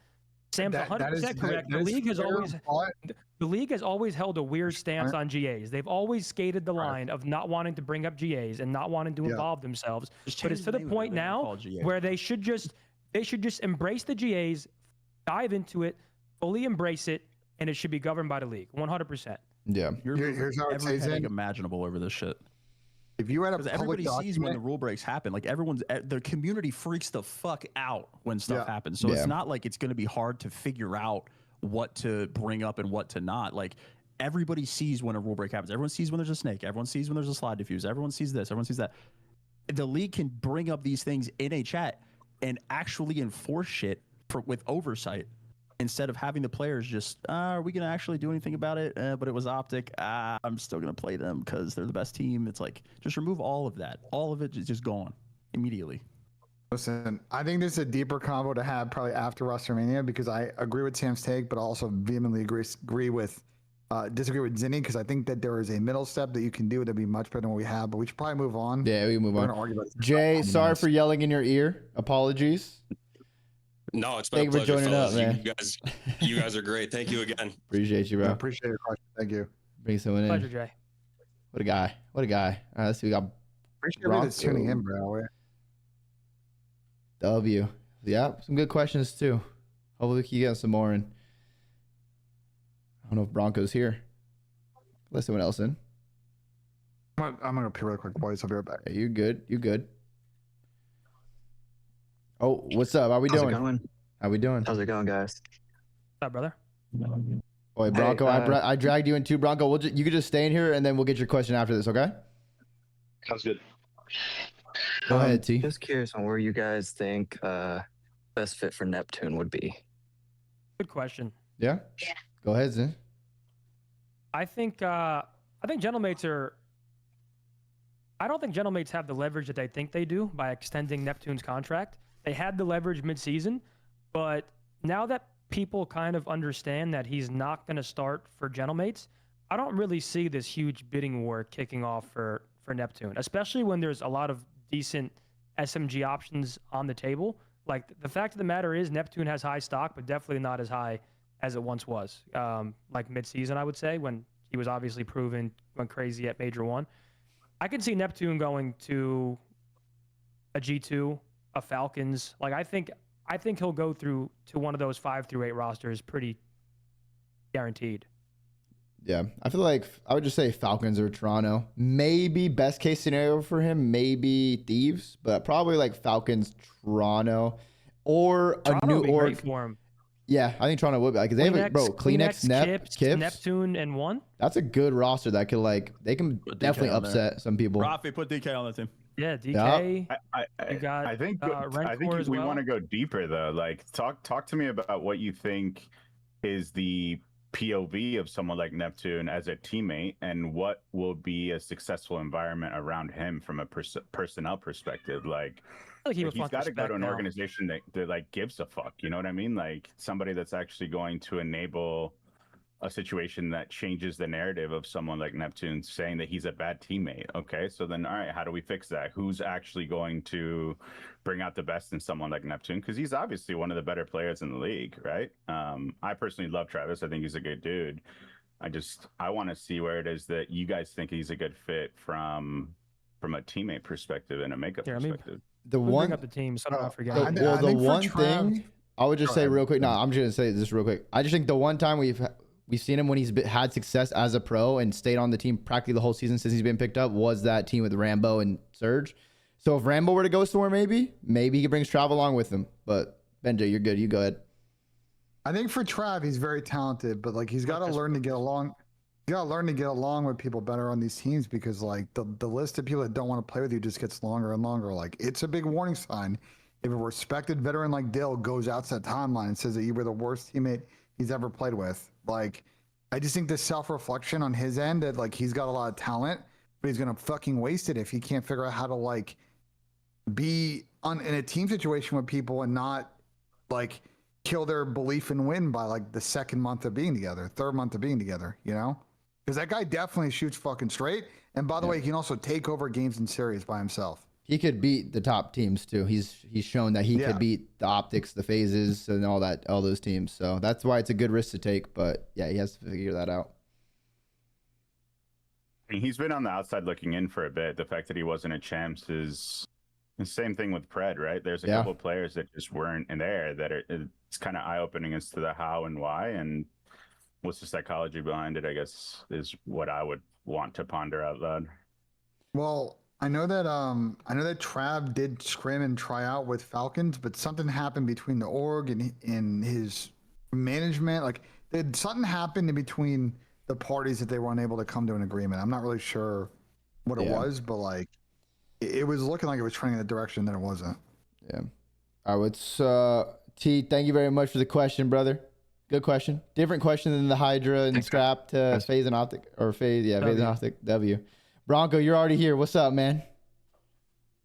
Hey, not much. What's good, Dill? What's good? We just chilling, man. Talking shop. Talking shop. That's right. What you got for us? So I have a question, not roster related. Okay. So going back to like the CWL area, why can't they just do like where they have a major every month starting from like December to June and then have EWC in July, August, whatever that timeline looks like, and then just do away entirely with the online matches, like because you get those pointless matches throughout the year that just no one wants to watch. 100%. Why not just go back to the era of just having a major like on the weekend, Friday to Sunday, group play and all that? What's stopping the league from doing that? I'll say one word answer. No, yeah, Ben, I'm gonna say one word, then you're good. I'm gonna say, it's just money. And then you guys can take the rest. Just money, but then you guys can break it down. It's money, but kind of. So, like, the problem is, let's say you do that right. Are you assuming it's the same kind of event formats as we have now? Or are we talking more like CWL, open bracket, shit like that?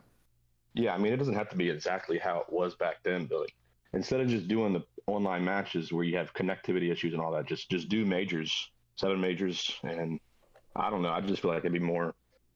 So makes sense. I guess. It'd be incredible if we could do like if that were to happen. It'd be incredible, Bronco. So it's a good question.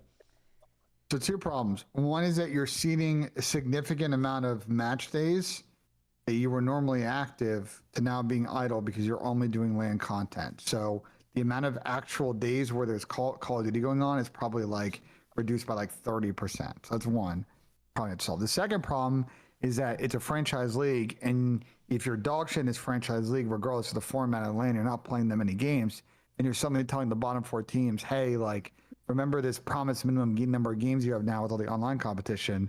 Well, now it's like 20 a season, and you're going to very much reduce their franchise value and also give them an inability to really sell their spot and put those orgs in a tough situation. What I think that the league wants to do is I think they understand that nobody likes normal league matches. So I think what they're trying to figure out is how do we do more events, but how do we do online competition that matters? Yeah. Where we can see the good teams play good teams, because nobody wants to see weekends where it's just Carolina versus C9. Like, nobody cares about that shit.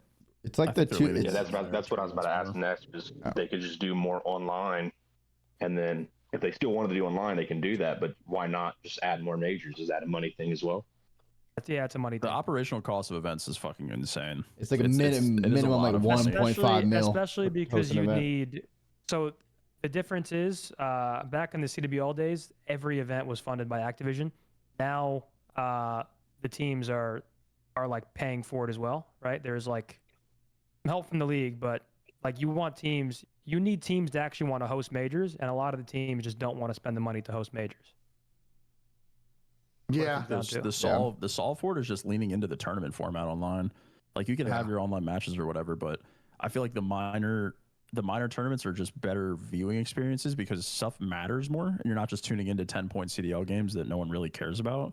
Like there's something on the line. There's a loot. Like you go home if you lose, online, whatever. But like people want to watch stuff that matters as opposed to just going through the motions, and then we get to our event, and then we go through the motions, and then we get to the event, because it's very rare that the best teams aren't the higher seeds and the worst teams aren't the lower seeds. So you're kind of just waiting for the online stages to end, as opposed for these tournaments where anything can happen because it's online. Like, I think it's more of a format issue than an online issue, though, because no matter what, if you put this current format into a LAN league, it'd be cool for the first month, then the same conversation we're having right now would come up again. No matter what, whether it's on LAN or online, people don't want to watch teams when the stakes aren't high. Like there needs to be a tournament atmosphere. There needs to be some type of repercussion. Watching a Cloud9 versus Surge or a whatever is just not fun mid-season. There's no way around it. You have to change the format. Yeah, the only thing that like was so successful back then, and we didn't really know, we were just kind of naturally doing it, were like the 2Ks and 5Ks, because you had to play those to get pro points, and then you wanted your team to have the best seed, so you wanted to win. It was a lot of money to win back then. Granted, the streaming shit wasn't as big. There's like only a couple players streaming, but when you would make it to the finals, you would have a lot of viewers for the times. Like if we had something like that now, there would be a lot of viewers, but you can't just do it only with the 12 teams in the CDL. And it'd be cool to have like an open bracket, open online tournament, but then the CDL owners don't want the challenger teams just to be in it on the actual CDL broadcast that they paid money and salary their team for. That's just the tough part, because if they could monetize a good online tournament and give us something to watch that actually somewhat matters, it would be so much more fun to watch these one-day tournaments or two-day tournaments. Is they're going to see what Halo did, like the first couple of years of Halo, before obviously they winded it down for a while, is they're going to have a two-stage thing where they'll have an open portion that'll qualify teams in to be able to play with the pros in some kind of format. Yeah, I think that would be really good. The problem with that is that would only be for NA Challengers teams. So if you're in MENA, like you're kind of SOL in participating in that, at least on the online side. So yeah. All right, W Bronco, thank you for the question. How's it going? I appreciate it, Dylan. Thank you. Yeah, we're going. What one thing to what Zinni said, just some interesting intel. We actually this season, from talking to people, it's been very competitive bidding for spots for running events next year. They're actually in some past years been a little tricky because there's not enough teams for all the spots. This year they actually, I think, got too many bids. Do you think there's teams? Been a bit of politicking. I was gonna say, how are teams figuring it out? Because that means teams have made money on events. How do you think teams are making money and wanting to start hosting events now? Yeah, I mean that's why, because people are been able to figure out how to turn a profit. But do you know how? So I feel like you would know the answer. Like, what is it? What's bringing them a profit? Usually a couple of things. One is, sponsor partnerships around events are a little bit more tangible for those brands than like online shit, because it's physical things you can do and participate in. The league subsidy kind of helps. Ticket revenue and merchandise revenue, food and beverage revenue, if you split it with the venue, can also help you make money around that. And then oftentimes in these situations, these teams are getting local marketing support from the convention bureaus, from the sports bureaus that are in these cities, that is then covering all of their like advertising money in the city to get people to come and go to the event. You know what I'm saying? Yeah. So I mean, that's good. That's a good problem to have. We're approaching from the league, I think. Yeah. Like we have our Optic event every year. Gentlemanmates potentially are going to start doing it because there's rumors already next year of another one. Yeah. FaZe just threw a phenomenal event. We're approaching where like teams really just want to put on one event per season, and obviously more oars with more money buying in, they're going to want to represent themselves as well. Let me put it this way. I think we'll have 1 or 2 dream hacks a year. So that's 2 of the events covered. There are, like I said, a good portion of teams that want to run events. Some are in Europe, some are in NA. I expect at some point Falcons will probably start running events in Riyadh. We have probably half the league is down now, and there's a lot of politicking behind the scenes. about who gets to run major. Some teams want to run champs. Like, it's a lot more of a better situation than what it was like about 2 or 3 years ago. Always listen. And the Revs point in the chat, maybe we can get back to 5 fucking majors instead of 4. We need to go to Asia. This Like, mobile game has mainland 3 Asia? million viewers Actually, for WC. yeah. We They need to love start mobile having games. events Good shout. in South Korea. We need to expand, brother, because we're missing out on a huge market. Bro, you guys watch Apex Champs in Sapporo, Japan? That shit is crazy. But they're also running, bro, to make that support event happen, though, they're running it at like a weird time, local time, in order to make that work. I mean, Oh, just yeah. the You gotta do what you gotta do. Time To be general, honest, yeah. fucking insane. Yeah, over there. so I'm gonna get someone here. Let's see. Is it Reese here? Wait. I just- Why don't we do shit in Asia? Is it just no home team there? There was a Asia's team in big Japan. regions, you're gonna- Sounds good. Japan was big for COD. Asia's Rush. I don't like when people say Asia because it's like, what do you mean? Do you mean Southeast Asia? Do you mean the mainland China? Do you mean like Japan? Do you mean Probably Korea? probably Japan, All the regions are a Korea. little bit different. Yeah. So like some of it is that the unfortunate truth that Japan's very insular when it comes to esports is the problem. Like every esport, they just kind of do their own shit. They don't like really participate in world competitions. The like only game, it's the only 2 games where they seem they're like in it is like fighting games and like Apex. Outside of that, like, do you hear about Japanese teams competing in like Val and like CS and like League of Legends? Like they don't really play ball. Japanese Korea does, teams, but no, but Chinese teams, yes. yeah, Chinese And teams Korean do. teams. But- League but is China's league is all of that's everything. I mean, I China's think a hard market, over though. there too, though. No, China's a hard market though, because if you want to do anything in China, you have to work with a Chinese company, aka the fucking government. So like, cause COD can't just walk in and be like, we're gonna start running events, because you're gonna have to pay the Chinese government in some way or some form to make that happen. There's some Activision already. I think it's less what you said about them being insular with their esports, and more so the fact that Call of Duty is just not a predominant viewing or COD market Mobile experience is. over there. COD Mobile is ginormous over Is there. COD Mobile big over there? Yeah, COD Mobile games in is general. ginormous. Mobile games in Esports, general are I insane. don't think of COD even a little bit. COD Mobile is very big. ginormous. So listen, the same thing, because I was talking to people about Mobile Legends because I was in EWC last week. Like, mobile esports is not big in the West, but I'm telling you, if you talk to people that are from like the Philippines, from India, from Bangladesh, from Vietnam, from Japan, Korea, mainland China, and Hong Kong, it's massive in those areas because a lot of these people, they're not big console gamers, they're not big PC gamers, but everybody's got a phone or a fucking tablet. You know what I'm saying? So those areas are big. It's just not big in the English-speaking part of the world just yet. As with mainland China with COD, there is a lot of interest from people in mainland China to start like bridging the gap with COD. The problem is that COD is a violent game. To reiterate my point, like you got to work with Chinese companies. Activision has a very, let's say, complicated relationship with China over the last couple of years, especially with Overwatch. They just recently solved in the last like 12 months. It will eventually happen, but I think that's some ways out until they really bridge it. Yeah, you got to play by China's rules, and it's not easy. They're very strict. Listen, when it comes man, all to we video games. we need some tournaments in Asia, and we got to promote the tournament on COD Mobile, and we're hitting a new fucking height, baby. That's what I'm talking about. We're going to Sapporo, literally. we're going to Tokyo, we're going to Seoul, and it's CDL getting Tokyo. blasted up your ass on COD Mobile, and we're gonna take over the world. It's the only way to the top. Literally, I was talking with some people in Japan, like some of the Rush game people, because I was gonna host like a tournament, just like an online tournament with some Japanese teams. But apparently, there's a rule over there that you can only host and give a payout of like it's like equivalent to $650 USD total. Like it's not a lot at all. But you can like do giveaways. Like you can give away controllers or give away a PC, whatever, to the winners. There was like a weird thing with like having tournaments over there. But Rush COD was pretty big in Japan. Those guys would come to MLG Anaheim and boot camp and stuff. Like I went to the Tokyo Game Show, played a 2v2 in MW19 with those Rush players. So like it is, people do play COD over there, but they're kind of limited with what they could do, unfortunately. Let me give the free tech to Activision, because this is what they do in other fucking sports. The NFL, the NBA is doing this now. If you want to see what's available in these markets, you're not doing shit in September, October, and November. I find That's the perfect time to take three or four teams on new rosters where there's a lot of interest. My team and I couldn't really communicate to each other. I said, yo, we see your left and you look right. And see what you got there. We had a good time. We got second. We lost like some two good Japanese players. You may hit big in one of those markets and you're like, well, let's like we got take a big second step now and do it. So they do in fucking the NBA. Why do you think soccer teams go on tour to the US and fucking Asia? They're testing those fucking markets during the offseason. Yeah.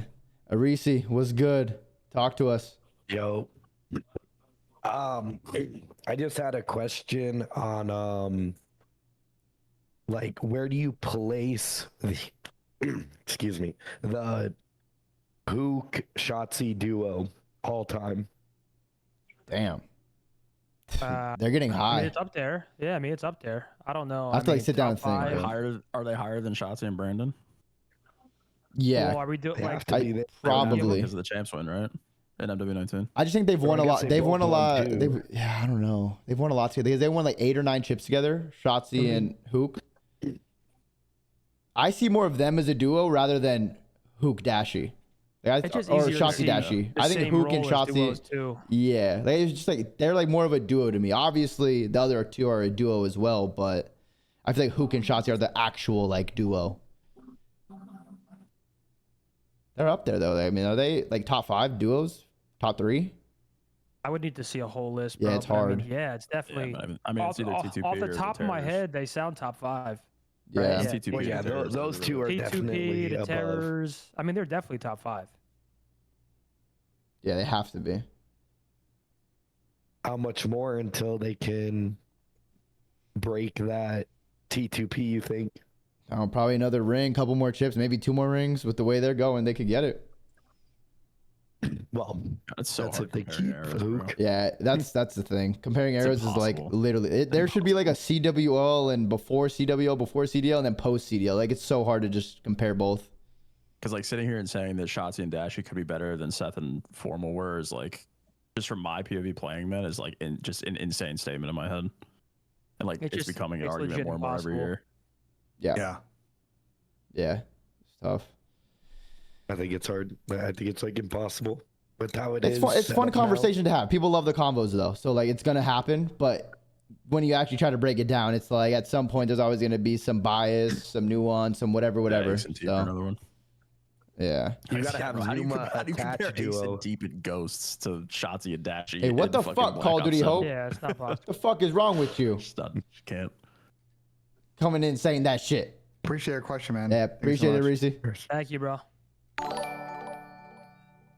Someone else. I hope you can ask the squad. Yo, If Hyder goes to Octacao, would NHS fans treat Hyder from now storming real bad. Still cheer for him like when thieves are pure hatred? It was like they had 80 mile-an-hour winds at the airport. Apparently, their car was driving on the highway around here and got fucking like turned over. Oh like, hell no! There's a video of it. Like I could show you the video on my stream. Like it's crazy. Oh, you got the pass from CDL. You good? Goes to Hope. You good? On fucking camera is crazy. Yo, what's good? Yo, what's good, bro? Desma, how we doing?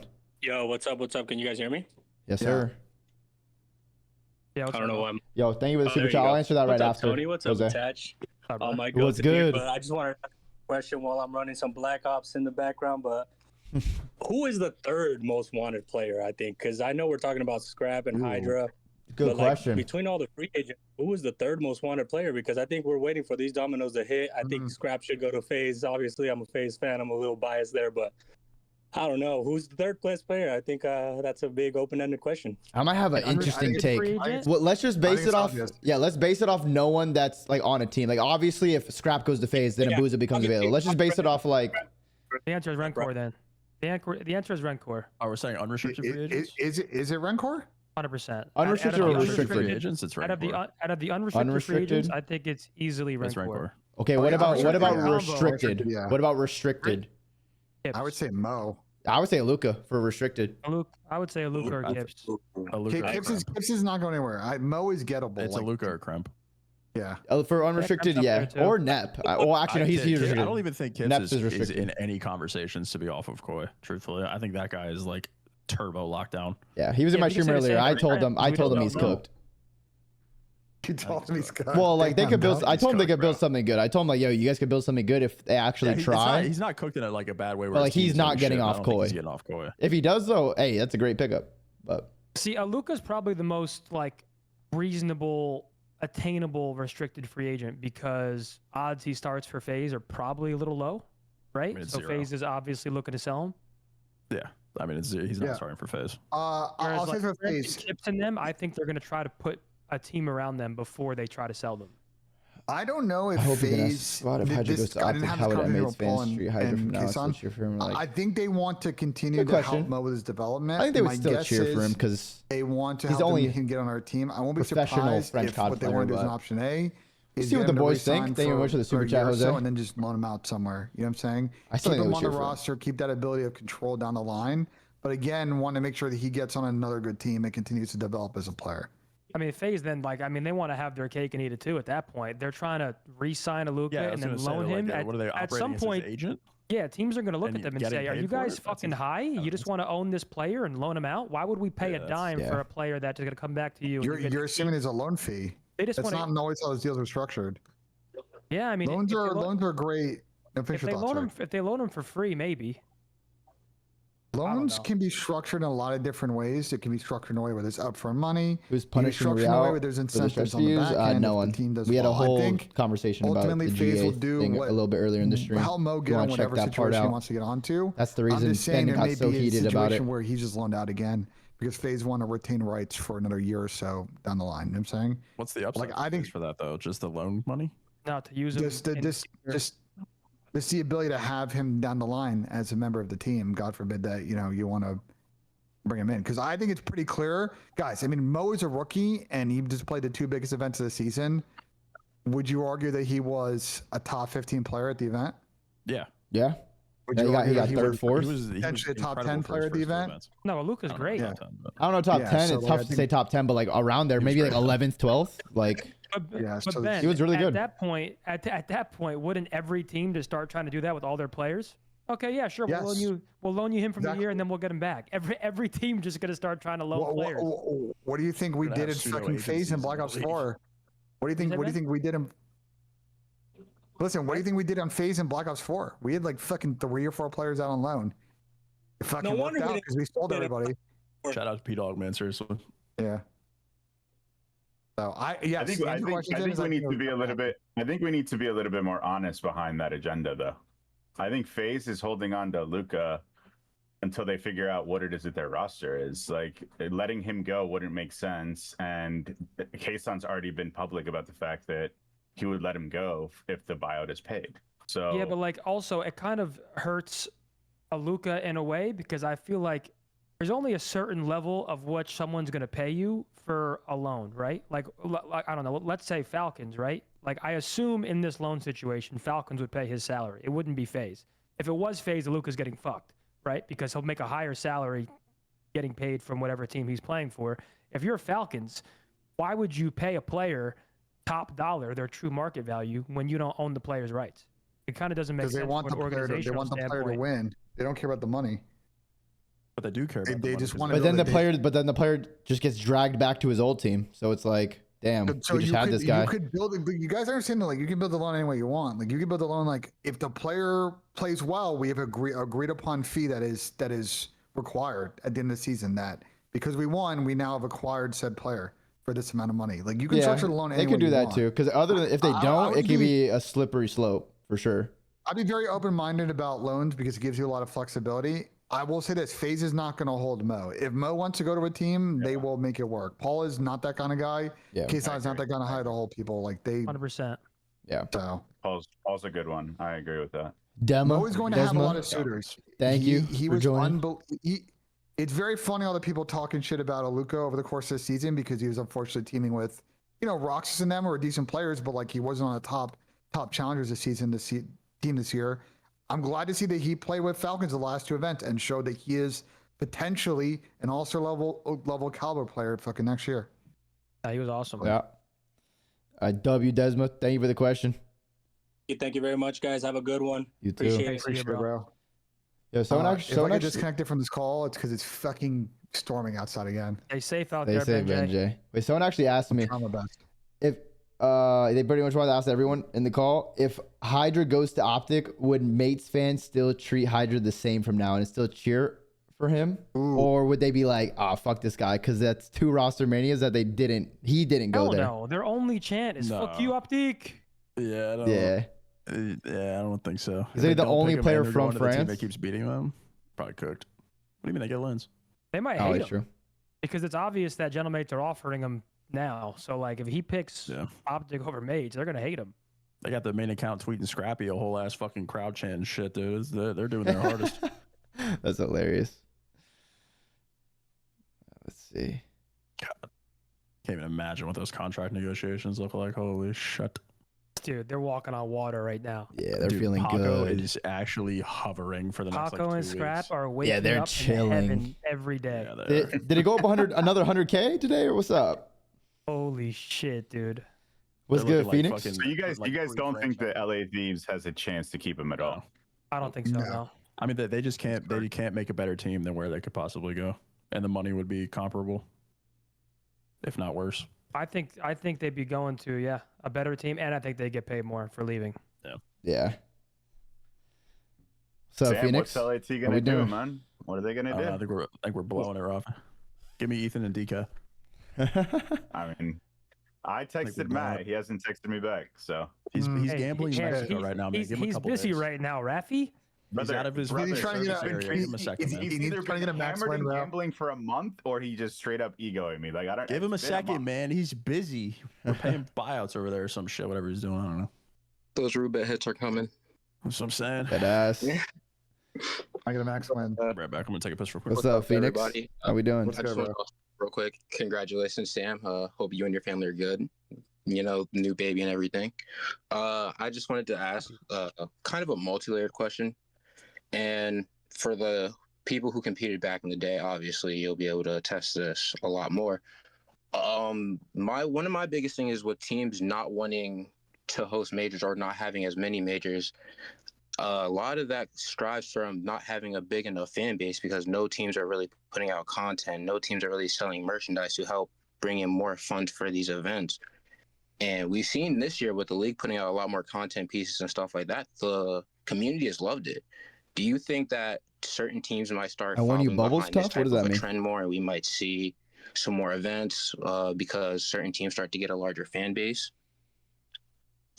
I'll take this one just to open it up. I think the interesting strategy and what I think has been very smart is entities like Gentlemates and Falcons getting in who can activate fan bases that are not your normal like UK or NA like squad of fans. They're bringing in something new. Like Miami did it too. With the Spanish fan base. So like those entities are able to create non-English speaking content, be able to do events in those places. As for the NA orgs outside of Optic and FaZe, I mean like Thieves I don't think really are in a business of running events. G2 are not. Toronto's the other interesting one. They didn't do one last year, but I expect that they're probably going to activate something this year and the year after. They have a lot of good sponsors and partners, and they always want to keep doing stuff. But is your question more like could we go from like 4 majors to 5 majors because that interest is there? Is that kind of what you're asking? Well, that's part of it, yes. But even seeing more maybe like, events where we incorporate like amateur teams like the Pro-Ams and stuff like that, where, again, there would be a huge market for like selling merchandise, having fans in attendance, and just all these different things to get exposure for the league as a whole in multiple different places that speak multiple different languages and stuff like that. I mean, what do you think, Zen? Sorry, I was reading something. It just comes down to a money thing. I don't see I don't see the organizations that haven't been throwing events like starting to throw events now because they think they can build a base. I just think they're too expensive for some of these teams where they don't think they'll get a return. My answer is no. Like I think Boston threw great events. I think Boston threw fantastic events, and Rocker did it too. They love throwing events. Rocker, every team that actually grew a local audience has sold. Subliners did great, sold. Rocker did great, sold. Boston rumored to be selling. It's like no matter how hard they tried and how hard they activated their local markets, it wasn't enough. Yeah. Are events really local based though? Like, don't you expect fans to travel? Putting content out from like an online perspective as well, though. Yeah, I think content will always help, but a bit more nuance those in because the Wilfs wanted to more passively be involved in esports, so they wanted to change the terms of that engagement. That's why they staggered out. Boston. I wasn't here if I egoed somebody. My bad. I was not here. Also, Toronto has done great. Toronto has done great. Yeah, Toronto's not good. Boston had a bigger play involving land centers that just didn't pan out. So that's kind of why they pivoted, because they had sort of a bigger market plan they're going for. What was the third team you mentioned that sold? NYSL. NYSL, yeah. NYSL, I think the problem for NYSL is they also want to be big in Overwatch. Man, I was on 2 of the teams and they sold, chat. You can't, like, and then C9's paying the bare minimum. Is it me now? Marketable stars. Is it my fault? Everybody's Korean, and it's very difficult to, like, Vegas Legion sold too after I was on their team for a season. Oh my god! Every team I was on selling. Have like Rocker, American Overwatch athletes, subliners. Team. I mean, New York's also Vegas Legion. C9 is paying nothing. Events with union costs and all that. It might be me. Yeah, every venue is fucking astronomical in New York. You're basically like the most. I just need to join Boston before they sell real quick. Sign me Boston. Hofstra and like fucking Atlantic City. Like I don't know, guys. Brooklyn and the Kings Theater was pretty fun. It was awesome. That was fun. The inside of the venue was nice. Yeah, I don't remember who won that event. I think it was MVP Kenny, and he carried the rest of his shit team. Was it the MVP Kenny? Yeah, I think it was Sam. It was you. It was me. Sam. And Sam, and then he went back to back after that. Oh my god, I wasn't gonna bring it up, but yeah. Look who's in the chat, bro. Gabe's in the fucking chat. Oh shit! What's good, Gabe? How we doing? Second part of my question, real quick. Yeah, go ahead. A lot of players coming out a lot more vocally about the issues with the PCs and everything like that, which again, a lot of us have known for a long time. And even back in the day with the bad boxes, I've been to events, I've talked to a lot of you pro players and like people behind the scenes. This being a thing that is now becoming a lot more public. Obviously, we're not going to go back to console. We should have never switched to PC. But do you see a world where the league invests in getting better PCs after seeing how EWC went with the better PCs being a lot more optimized and playing a lot better? Is there a world where like we see them try to get better tech in for the players? I hope so. If they can get a really good deal on it, other than that, no, I don't think they really care, to be honest. Especially I'm actually shocked this year. I'm actually shocked the league doesn't have a PC sponsor. Like, I'm surprised there isn't like a huge PC. Like, I agree, Zen. I agree. Like, because to answer your question, quite frankly, it's unacceptable to even have to question the equipment in the most prestigious Call of Duty league in the world. There's 48 players. It's a 12-team league. We need top-of-the-line equipment every day of the week. No question about it. So the answer is I hope that we start updating the PCs pretty regularly, because it's very important, because there's constantly innovation. Aroma, you moved to Washington, Gabe? What are you doing out there? The more games that come out, you getting all political and shit? The run on the PC. You know what I'm saying? Like, these games are not optimized great for some. The answer is yes, I hope so. So I'm surprised there's no big PC sponsor, because that would definitely help. A lot of that now, the burden of generating those leads and those deals is less on Activision and more on ESL, face it, because of the structure in which the league operates now. Which is interesting, because DreamHack IEM have go sightseeing, OEM sponsorships, so I'm not sure why they can't the White House with COD. We've talked about this a bunch, though, like, at least for Abraham challengers, Lincoln, all there that needs to be a conversation with Activision Microsoft about the next Xbox console being a sponsor of challengers, because to me that seems very obvious. But yeah, I mean, PC costs, I will say, going out without sponsorship and buying PCs right now, very expensive. As you guys have probably, if you build a PC, you know, trying to get good amount of RAM is like fucking hilarious now. RAM costs are astronomical, so not cheap to go out and buy what they need to go out and get. Every team needs like 6 PCs plus events. You're looking at, it would cost a lot of money. It'd be a lot. Looking at like 300 PCs, if not more. I mean, it's a lot. Yeah, roughly 300. Doing quick math, yeah, but. That's one of the reasons why I questioned it, because the league has had headset sponsors, controller sponsors, drink sponsors, numerous things like that. But yet we switched to PC, and there's been like no real progress on getting new PCs for the league as consistently as they should, at least in my opinion, when that's like one of the biggest things we need. I don't know why that is. Do I explain to you why that is? Please, Ben. Real quick, Benji. Real quick. Audience, please, Ben. No, it's very, very important. This applies across the whole gaming industry. The reason that listen up, very important question or answer coming up. Working in this industry is the people that consume this product don't have purchasing power. Most of the people that sit here and are involved in this esport from a fan standpoint are either younger in high school or in college. That's not true. Or You're just lying. Okay, but They're the like average 25 audience to 35 now, Ben. Everyone's interested in buying PC. No, I you're not. feel like in the past that's true. I feel to Benji's point in the past I do feel like it is. It is. Listen, Chat, how old are you? I think we have a lot of unks in here. I kind of side a little more with Zen on speaking for nowadays, or I might be in between. I just feel like that's a bit of a cop-out answer. Not to say that to you, but it's not though. You guys didn't let me finish. 19, that is pretty young. One person in my chat that's under 20.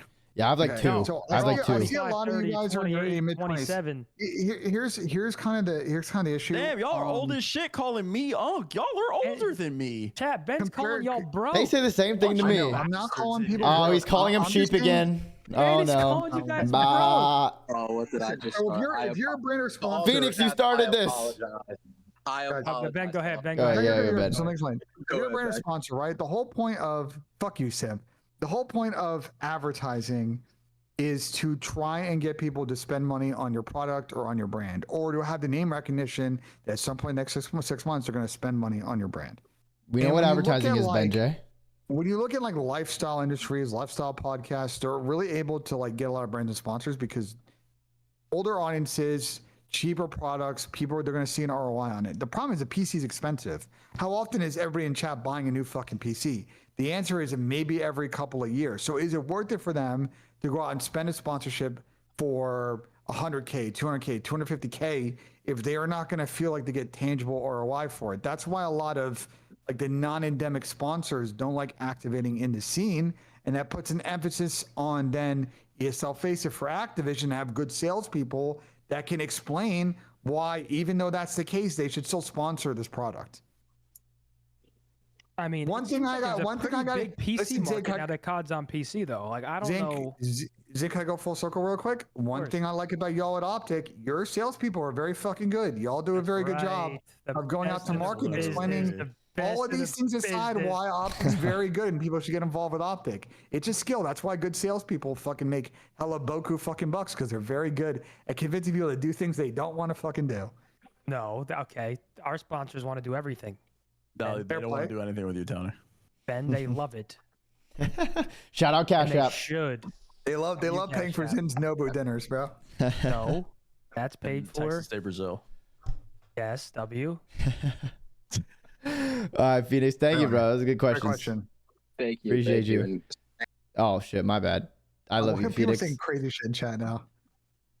You know they get Benji. They're getting restless.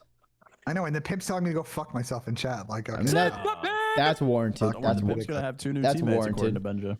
No fucking way. The Pimps team was scrapping Hydra according to Ben. Let's go. Yo, Lamine Yamal, you're back. What's up? Lamine Yamal. Anything? World champ? You here? Wow, he walked away. Terrible timing. Oh no. Sorry, Lamine. Next time. Fucking Lamine Yamal. Joe Burrow is trash. Join up. Oh shit. I like Joey B. Goddamn. Not that this guy does not. Bro, are you guys excited for fucking Sundays like 3 weeks from now? Cannot wait. I cannot wait. I need it more than I can breathe. Man, can I get Gibbs? Fuck no. You see what happened? Checo's hurt now. Gibbs is going to get even more touches. His value went up now, Zin, from like a week ago. Oh, my bad. Dude, Tony is just... another Damn, no, Joe Burrow's trash ain't here either. No one's You here. still got neighbors, Tony? Let me get him. Of course I do. Nah, I can't. He's not. Giants homer. Come on, man. He's not a movable piece. Him and He's Darter homer, are bro, my I boys. know. And I Yo. gotta say, likely, I might throw him in a starter roster, too. What's up? How we doing? What's up, bro? Good. How are you guys? Fantastic. Good. I got just a quick question, just one question that honestly, like, I don't really care about this Rostermania right now. Do you see Rancor being like a top 5 AR if he gets on a good team? I think it's potential to maybe grow into one for sure. I don't think like right now, right away, but I think he's really good. He has a skill to do it. Yeah, he just doesn't have anyone to like mold him into that yet, which maybe he will this offseason or this season. Maybe he'll get teammates and players that can like bring him to the next level. Do you see Miami trying to re-sign him, or is he like gone? I'm sure they're trying. Miami are gonna try because they got second at EWC. But I also just don't think they'll be. Yeah, I think Toronto will be like really good for him. Like I think Flux over there could help him. I think playing with Kips would be good. He's gonna have some solid options. Like I would say to come down to Toronto. I see a world where Thieves wants him too. Yeah, Thieves. Maybe Falcons. If they don't get like a Luka. Now if they don't get a Luka. Falcons, I think they should ride out with a Luka. Honestly, like obviously it showed at champs. Being there, seeing that, it was great. And if they don't, honestly, like I think. Oh yeah, BZ and Rencore might be tough. They can figure it out. Oh wait, actually, yeah, Rencore and Facility have beef. Never mind. Nah, they could drop it, bro. They could drop it. They can figure it out. MC's getting paid 100K. He's not teaming with MC either, bro. So let's cook it. Okay, guys, I don't think the Rencore situation, like, yes, Real was pretty bad on Toronto. There's no way around that. But I don't think that's going to be the same case for Rencore, to be honest with you. That was kind of interesting. Yeah. I mean, I thought Real was going to be a lot better on Toronto. Same. Yeah. I do have a quick question. Do you guys think that the CDL should go back to like a 5-player team? Like, hell no. Nah, everyone's too broke for that. And COD just plays better 4v4. Yeah, I've seen stuff on Twitter saying like MW4 should be like a 5-team. And hell no. Some players would like that. More players in the league, more people getting paid, but the org owners would hate that shit. That's extra flight, extra hotel, extra salary. They definitely don't want that. Yeah, but I think just Roma is not happy with you.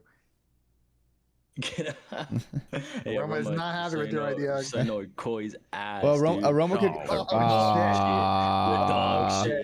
Wait, when did Aroma join Koi? When 2 years ago? Do we know when? Have they won a chip since he joined, or have they been chipless? Because they're chipless for 2 years. Oh, they're chipless, brother. Aroma. You think they're winning with Gabe on the roster? Oh, Gabe.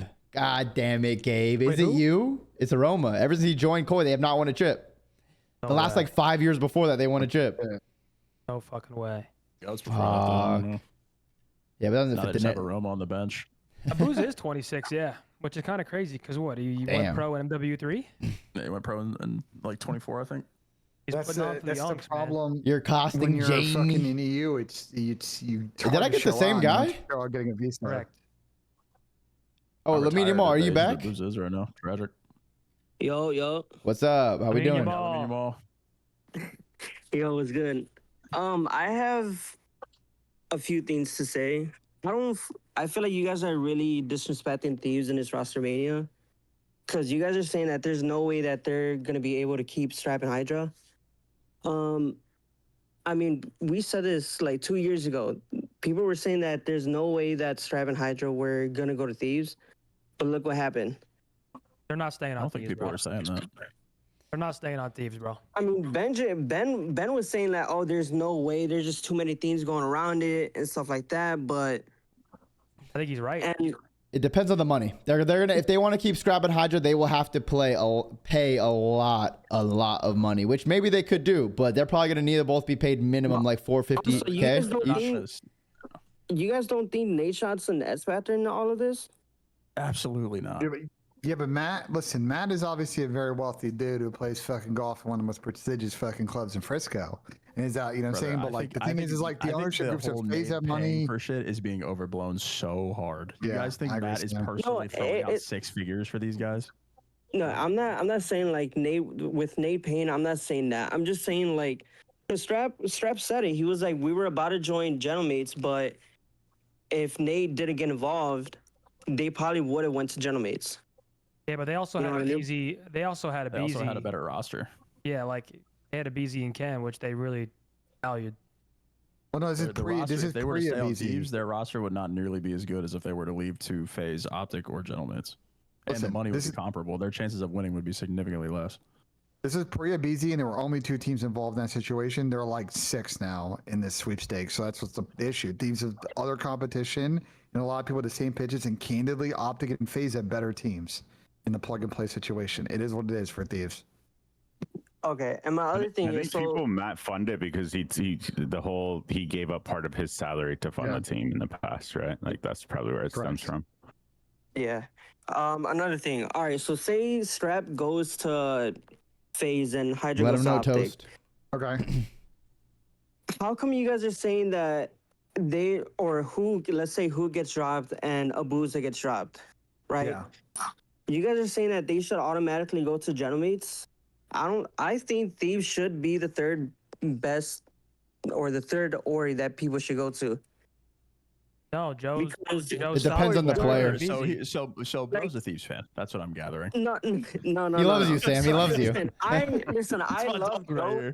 Listen, I love Joe, but he hasn't proven anything in the league yet. Like, yeah, he's a top player, but I just feel like in this thing, like, bro, you have a BZ and Neum who are capable of winning chips, while Joe hasn't proven not a lot yet. Joe can win, bro. I also don't think he's had really teams that could win, except for maybe this Gentlemates team. I don't think the Toronto team he was on could have won an event, and they still got like a third and a fourth, which is pretty impressive. Give him absolutely nothing after. Yeah, I think this next season, depending on his team on paper, he should win an event. Like with how it probably Rostermania should shake out for Gentlemates, he probably should be able to win an event this year. So maybe not after this year, but I know everyone's on Joe's ass right now because they're all expecting him, with the way everyone talks about him, to be like an MVP, winning multiple chips and everything. But I think if he builds a good enough roster that he could this next season. I mean, bro, you also have there's also the Gentlemates fan base involved in that too, bro. These guys put 20,000 people into an arena. Yeah. Like, no one else would literally. No one else could do that. 20,000 people into an arena. Like, they have a big fan base. They're willing to spend money, and they have a top SMG to attract talent. I just don't think Problem is they have the leverage of the top 3 teams that are involved in Rostermania right now. I think they're like that next tier, but in terms of Gentlemates, FaZe, and Optic, they just don't have the leverage compared to those teams. So what if Hydra goes to Optic solo and FaZe aren't changing? Then Scrap probably goes to Mates, and then they try to find 2 players. But I think if Paco goes to Optic and Scrap gets left in the dust, like maybe there's a world that he stays on Thieves. But then I think that he would just rather play with Joe at that point. I just don't think so, bro. I think that but I just don't think that that's going to happen. Like, at the end of the day, they care about the 2 biggest tournaments in the game, and they didn't show up at them, and they're not going to run that team back. Like, that 3 won't play again. Like, Scrap would rather go try something new and run it back. If you shit at Champs and COD, you're 9 times out of 10, 99 times out of 100 not playing again with that team. I feel like I could see Scrap wanting to stay on Thieves if he gets paid the bag and Hydra's gone to Optic and they can't get anyone, because they would probably just get Hook. And then be like Hook, BZ, Scrap, Neum, or maybe they look for another AR. I mean, in that instance, I can see that happening. Stopping Tyler from going to Mates. It'd be Hook, Joe, Scrap, and 1. Oh, I mean, they could do that too. It depends. Like Hook and Scrap would talk and be like, yo, what do we want to do? The offers would come in from both teams and they would figure that out then. But then it just comes down to like money and who do they think's better, a BZ or Joe? That's what it comes down to. Yeah. All right, let me I also have. All right, go ahead. My bad. All right, this is for Ben, by the way. What's stopping the CDO for kicking Ords out the league? They're gonna sue you for fucking like any multitude of reasons, and you're gonna end up having to fucking pay them anyway. But I mean, Riot can do that with Val. Why can't they have different agreements within their league structure though?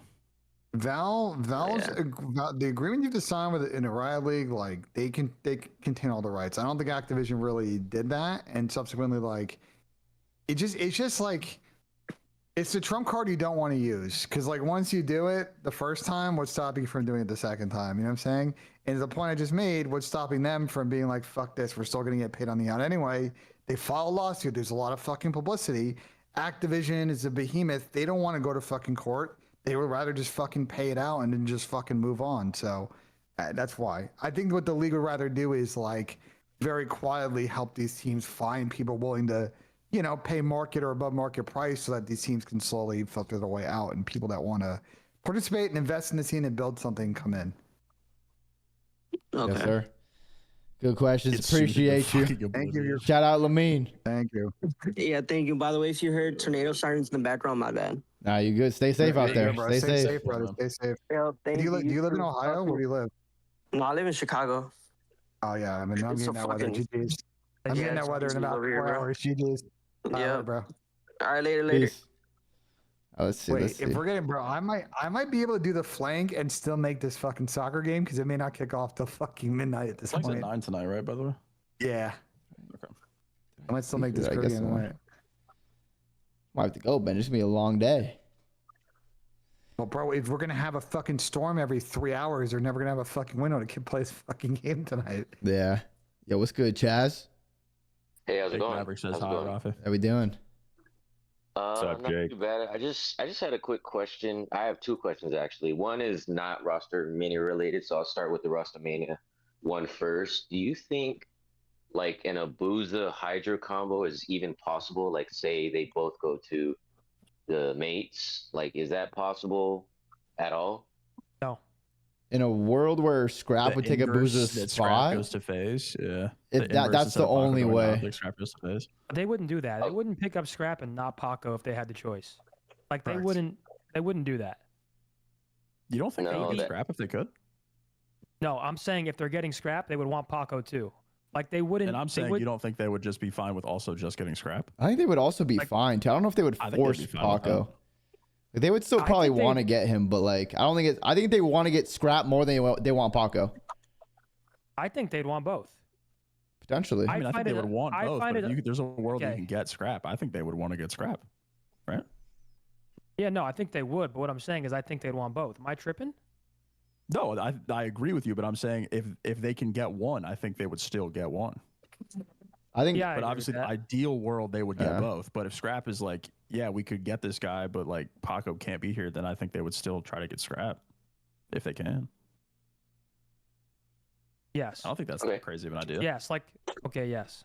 Yeah, but then it'd be like then if Scrap or Hydra would stay on Thieves or go to Gentlemates and then bring Abuza with him wherever he goes, pretty much, if that were to happen. Yeah. That would be like I was just thinking because Abuza, you know, he's Belgian, but like he has that, you know, French presence. Like he has a. They're close enough, you know. They're all cool.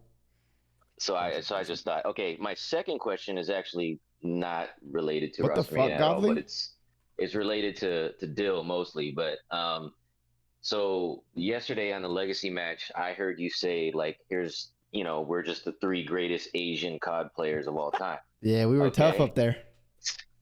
So I wanted to know, who would your fourth be?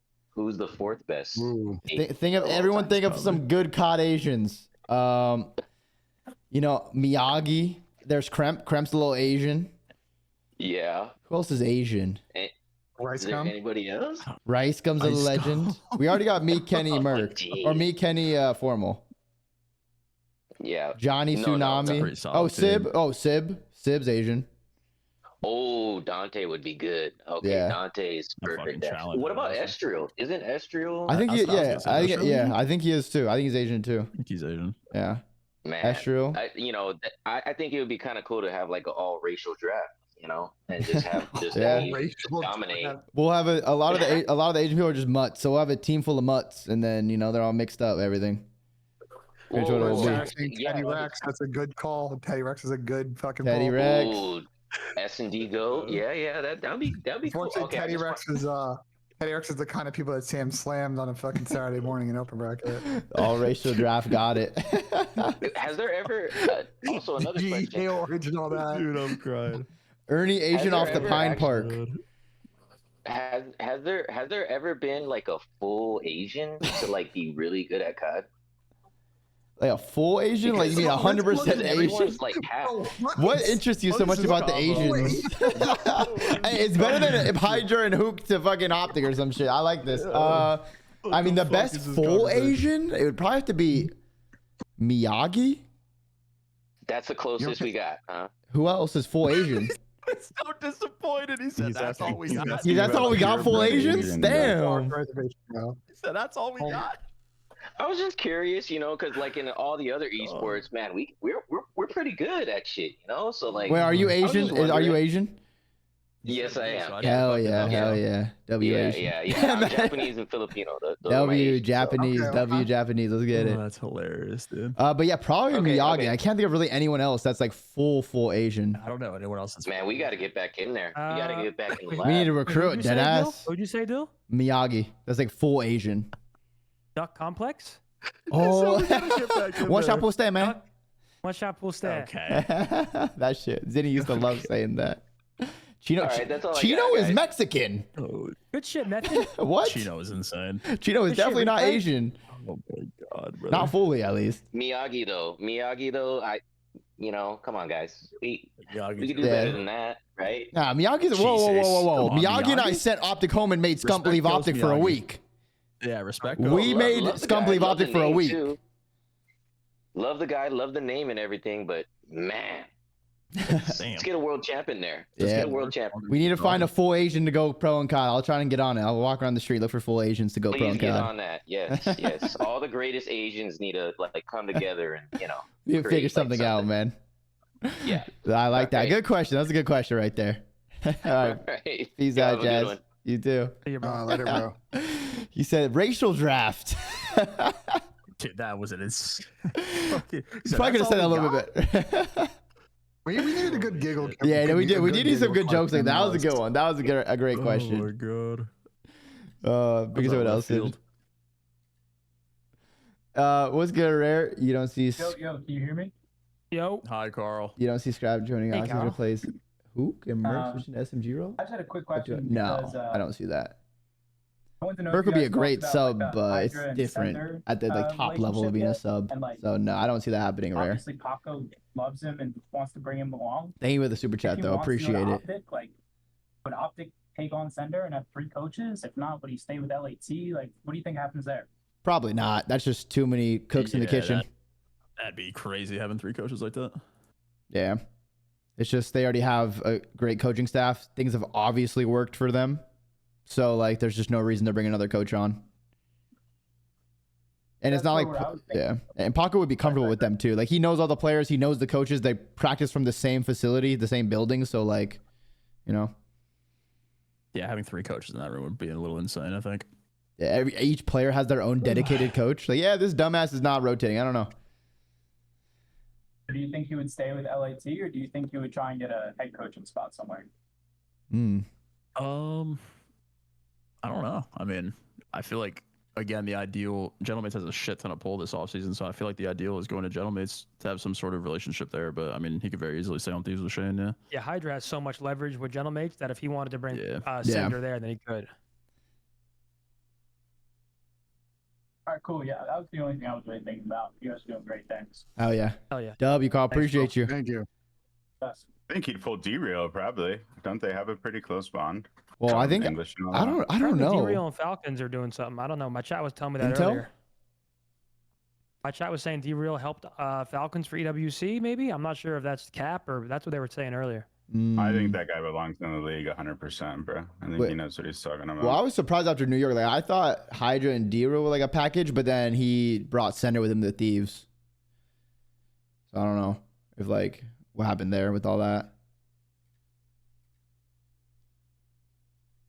What about Rambo Ray? I mean, I definitely expect Ray to get a legend. coaching spot this year. I don't really know where. Like, looking at the teams, let's actually look right here, right? So, Falcons got Clay, Optic no, FaZe no, Mates probably not. Ray speaks a little G2, French, right? Dan. Yeah, Ray's French Canadian. Yeah. I could definitely see a world where he goes back to Surge. Maybe that new. Where you M80 landed, Crane, team, you got to right? get I'm out not there, sure get what in the they plan field. You on got to doing, get but if there active. are new ownership Teams need groups some coming trainers, in, need then some they more fishes. Might pick up Ray.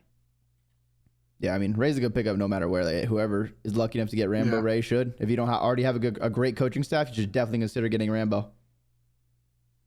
Without a doubt. What's good, Two Tones? Yo, what's up, guys? How y'all doing? Chilling, chilling.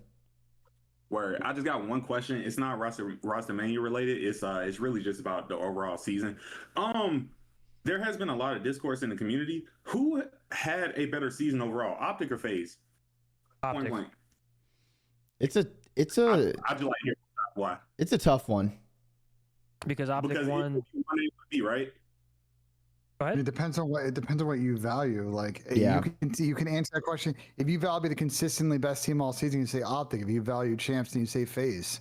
Like, I I think don't- even if you like, I value don't think champ, that's then you still say Optic.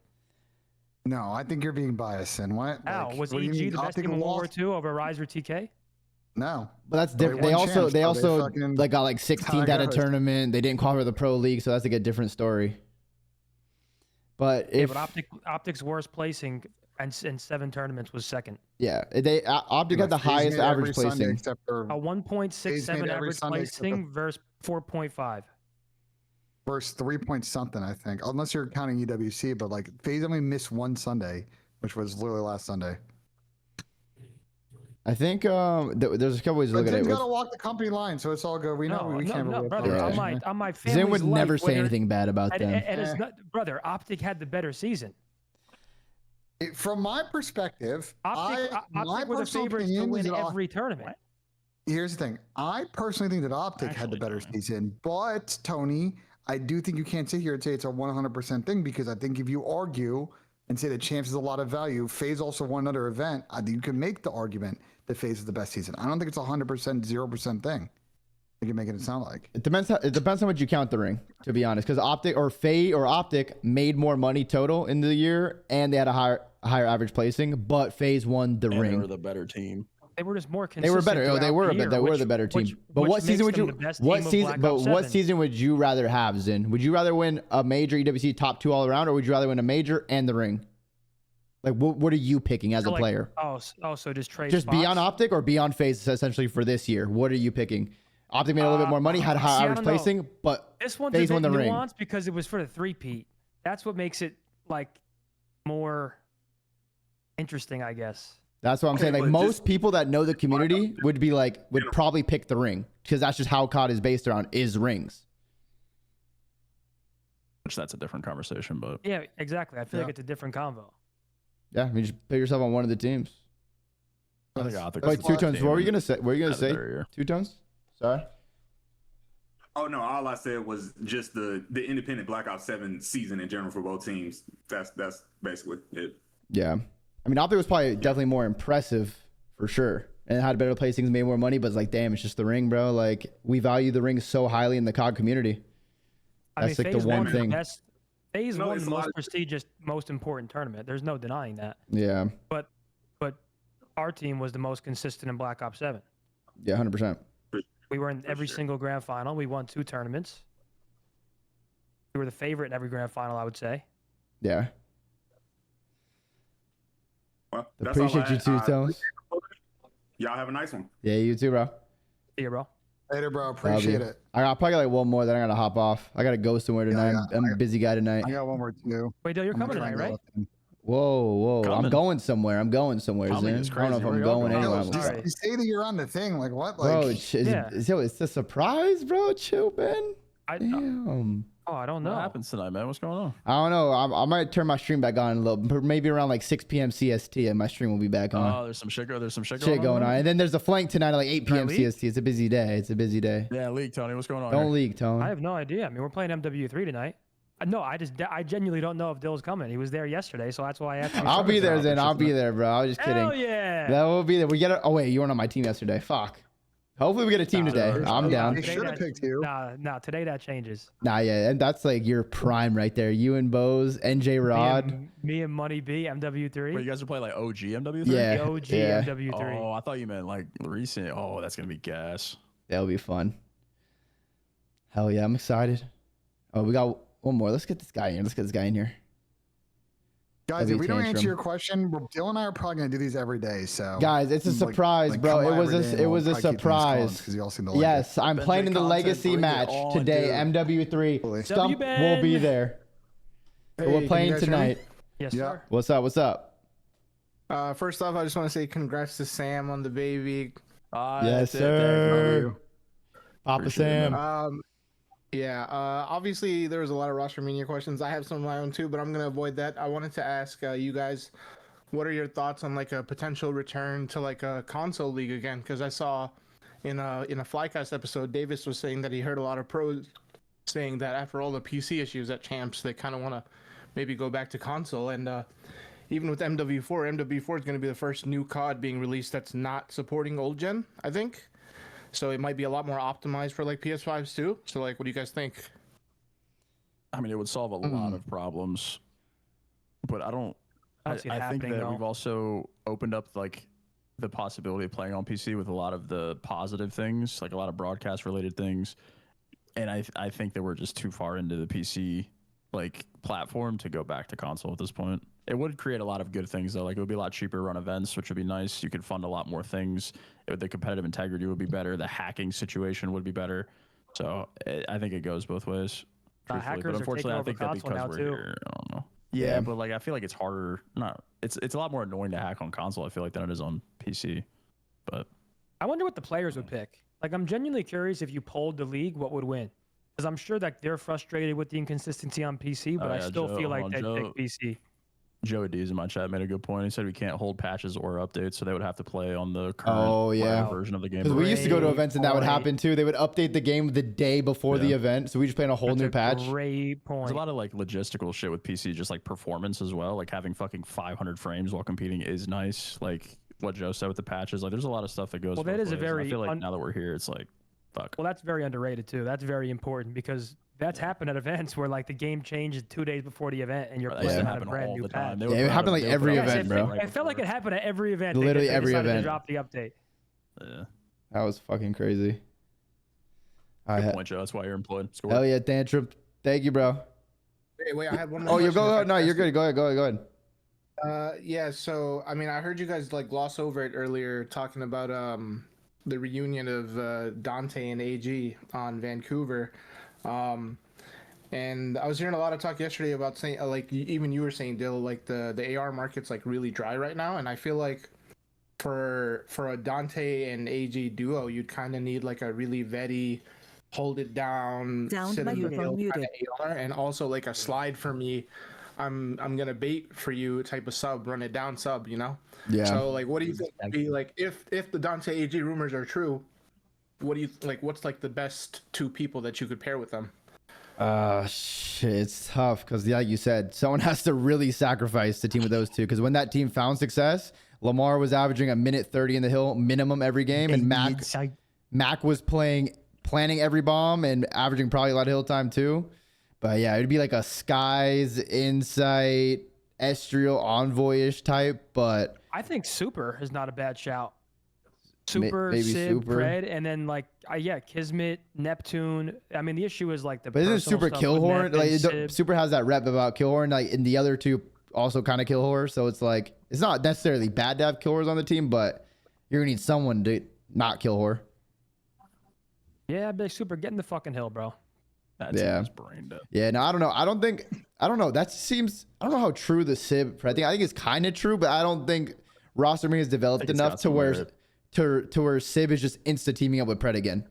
Like, I think there's gonna be a lot more stuff happens, and we'll see where they both go. But I think that was just kind of like some early Rostermania cheese. The problem is, I think both of their stock is in the absolute gutter. I don't think Sibs is that low, to be honest. I do. Really? Who? Yeah. Dante, How is it that low? He had a good year at all. I don't think he had a good year at all. Like he got third, fourth, final, and then played since good. Then, I don't think that Dante had a good season personally. For the expectation of that roster and how good he can be, I don't think Dante had that good of a season. I'm not saying he had an okay season, but I don't think because I feel like Pred's stock is lower than his for sure. Just because Pred's missed the last two champs, he got dropped. So like, I don't think them insta doing up is a thing. Like, I think Dante could still get on a pretty good team. Like players are going to want to play with Dante. They're playing together, by the way. I was saying this earlier. Like, I don't think like no one's committing to this type of duo ship this early. They're going to see what offers they get, right? Like if Sib gets an offer to slot in somewhere, if Pred gets an offer to slot in somewhere, like don't just think that Pred and Sib are this duo looking for two. Yeah, I just don't think. I don't think they should stay as a duo. I think it's a bad fucking idea for both players. Depends on the board. Should get Mac and accuracy. Hell yeah. Bring Revan out every time to coach. I don't for the way that their careers have been going in recent years and circling the wagon, I feel like that doesn't really help them buck the trend that they're heading in at the moment. Never works, man. Yeah, usually does not. But maybe if they get two other good players and a coach, that could maybe push against some of the issues that those two have run into. Issues those two have run in together in the past, and like maybe, but I'd have to be convinced of that from my perspective. Yeah. What kind of money do they ask for is the question. Not because not 50K, I'll say that. That might be a hard reality check, Rafi. I'm not gonna lie. That's what I'm saying. I think those guys sitting pretty right now. I think those guys would want 200. They're not going to get it. I think realistically, they're not getting probably 150 either, unless it's a very competitive market. Damn. Budget cuts. Those guys are probably, if maybe they get I think those guys are probably getting a 150 to like 90 offer. 150 to 90? Yeah. Like 90 to 150. I'd say 110 to 150. Oh, 90K. I think they could get like, I'd probably say like 130-ish, 150-ish for like a high end. And then like, it really depends on the org. Like, does the org come in? Because sometimes we've seen orgs come in and kind of be dumb on spending. Like, here's 250 for you. Here's another 200 for you. Remember what I was talking about earlier about the risk of giving these type of contracts? Because this is like actually prime example of that. Just had, and it's like, do I give AG and Pred after last year 150K each? If I'm like a G2, I mean, that team could very easily bomb the fuck out, and you just blew up. You know. Do we think there's a way where Toronto goes for someone like Sib and they try to build like a very fast roster with like Kleenex, Kip, Sib as their AR, and then like a quick SMG? I don't see why not. Yeah, I feel like Sib is a good, because Toronto needs to get one person that, or they have two people that can get killed if they keep Kleenex and Kips, but like if they want to win a trip or go further and make it to Sundays consistently, they need to get like a Nep or a Sib or like someone that can take a risk on that but can get kills versus the top teams. Yeah. To be honest. All right, Tangent, appreciate you, bro. Thank you guys so much for having me, man. Yes, sir. Have a good one. Absolutely, brother. Flash. All right, boys, I'm about to hop off.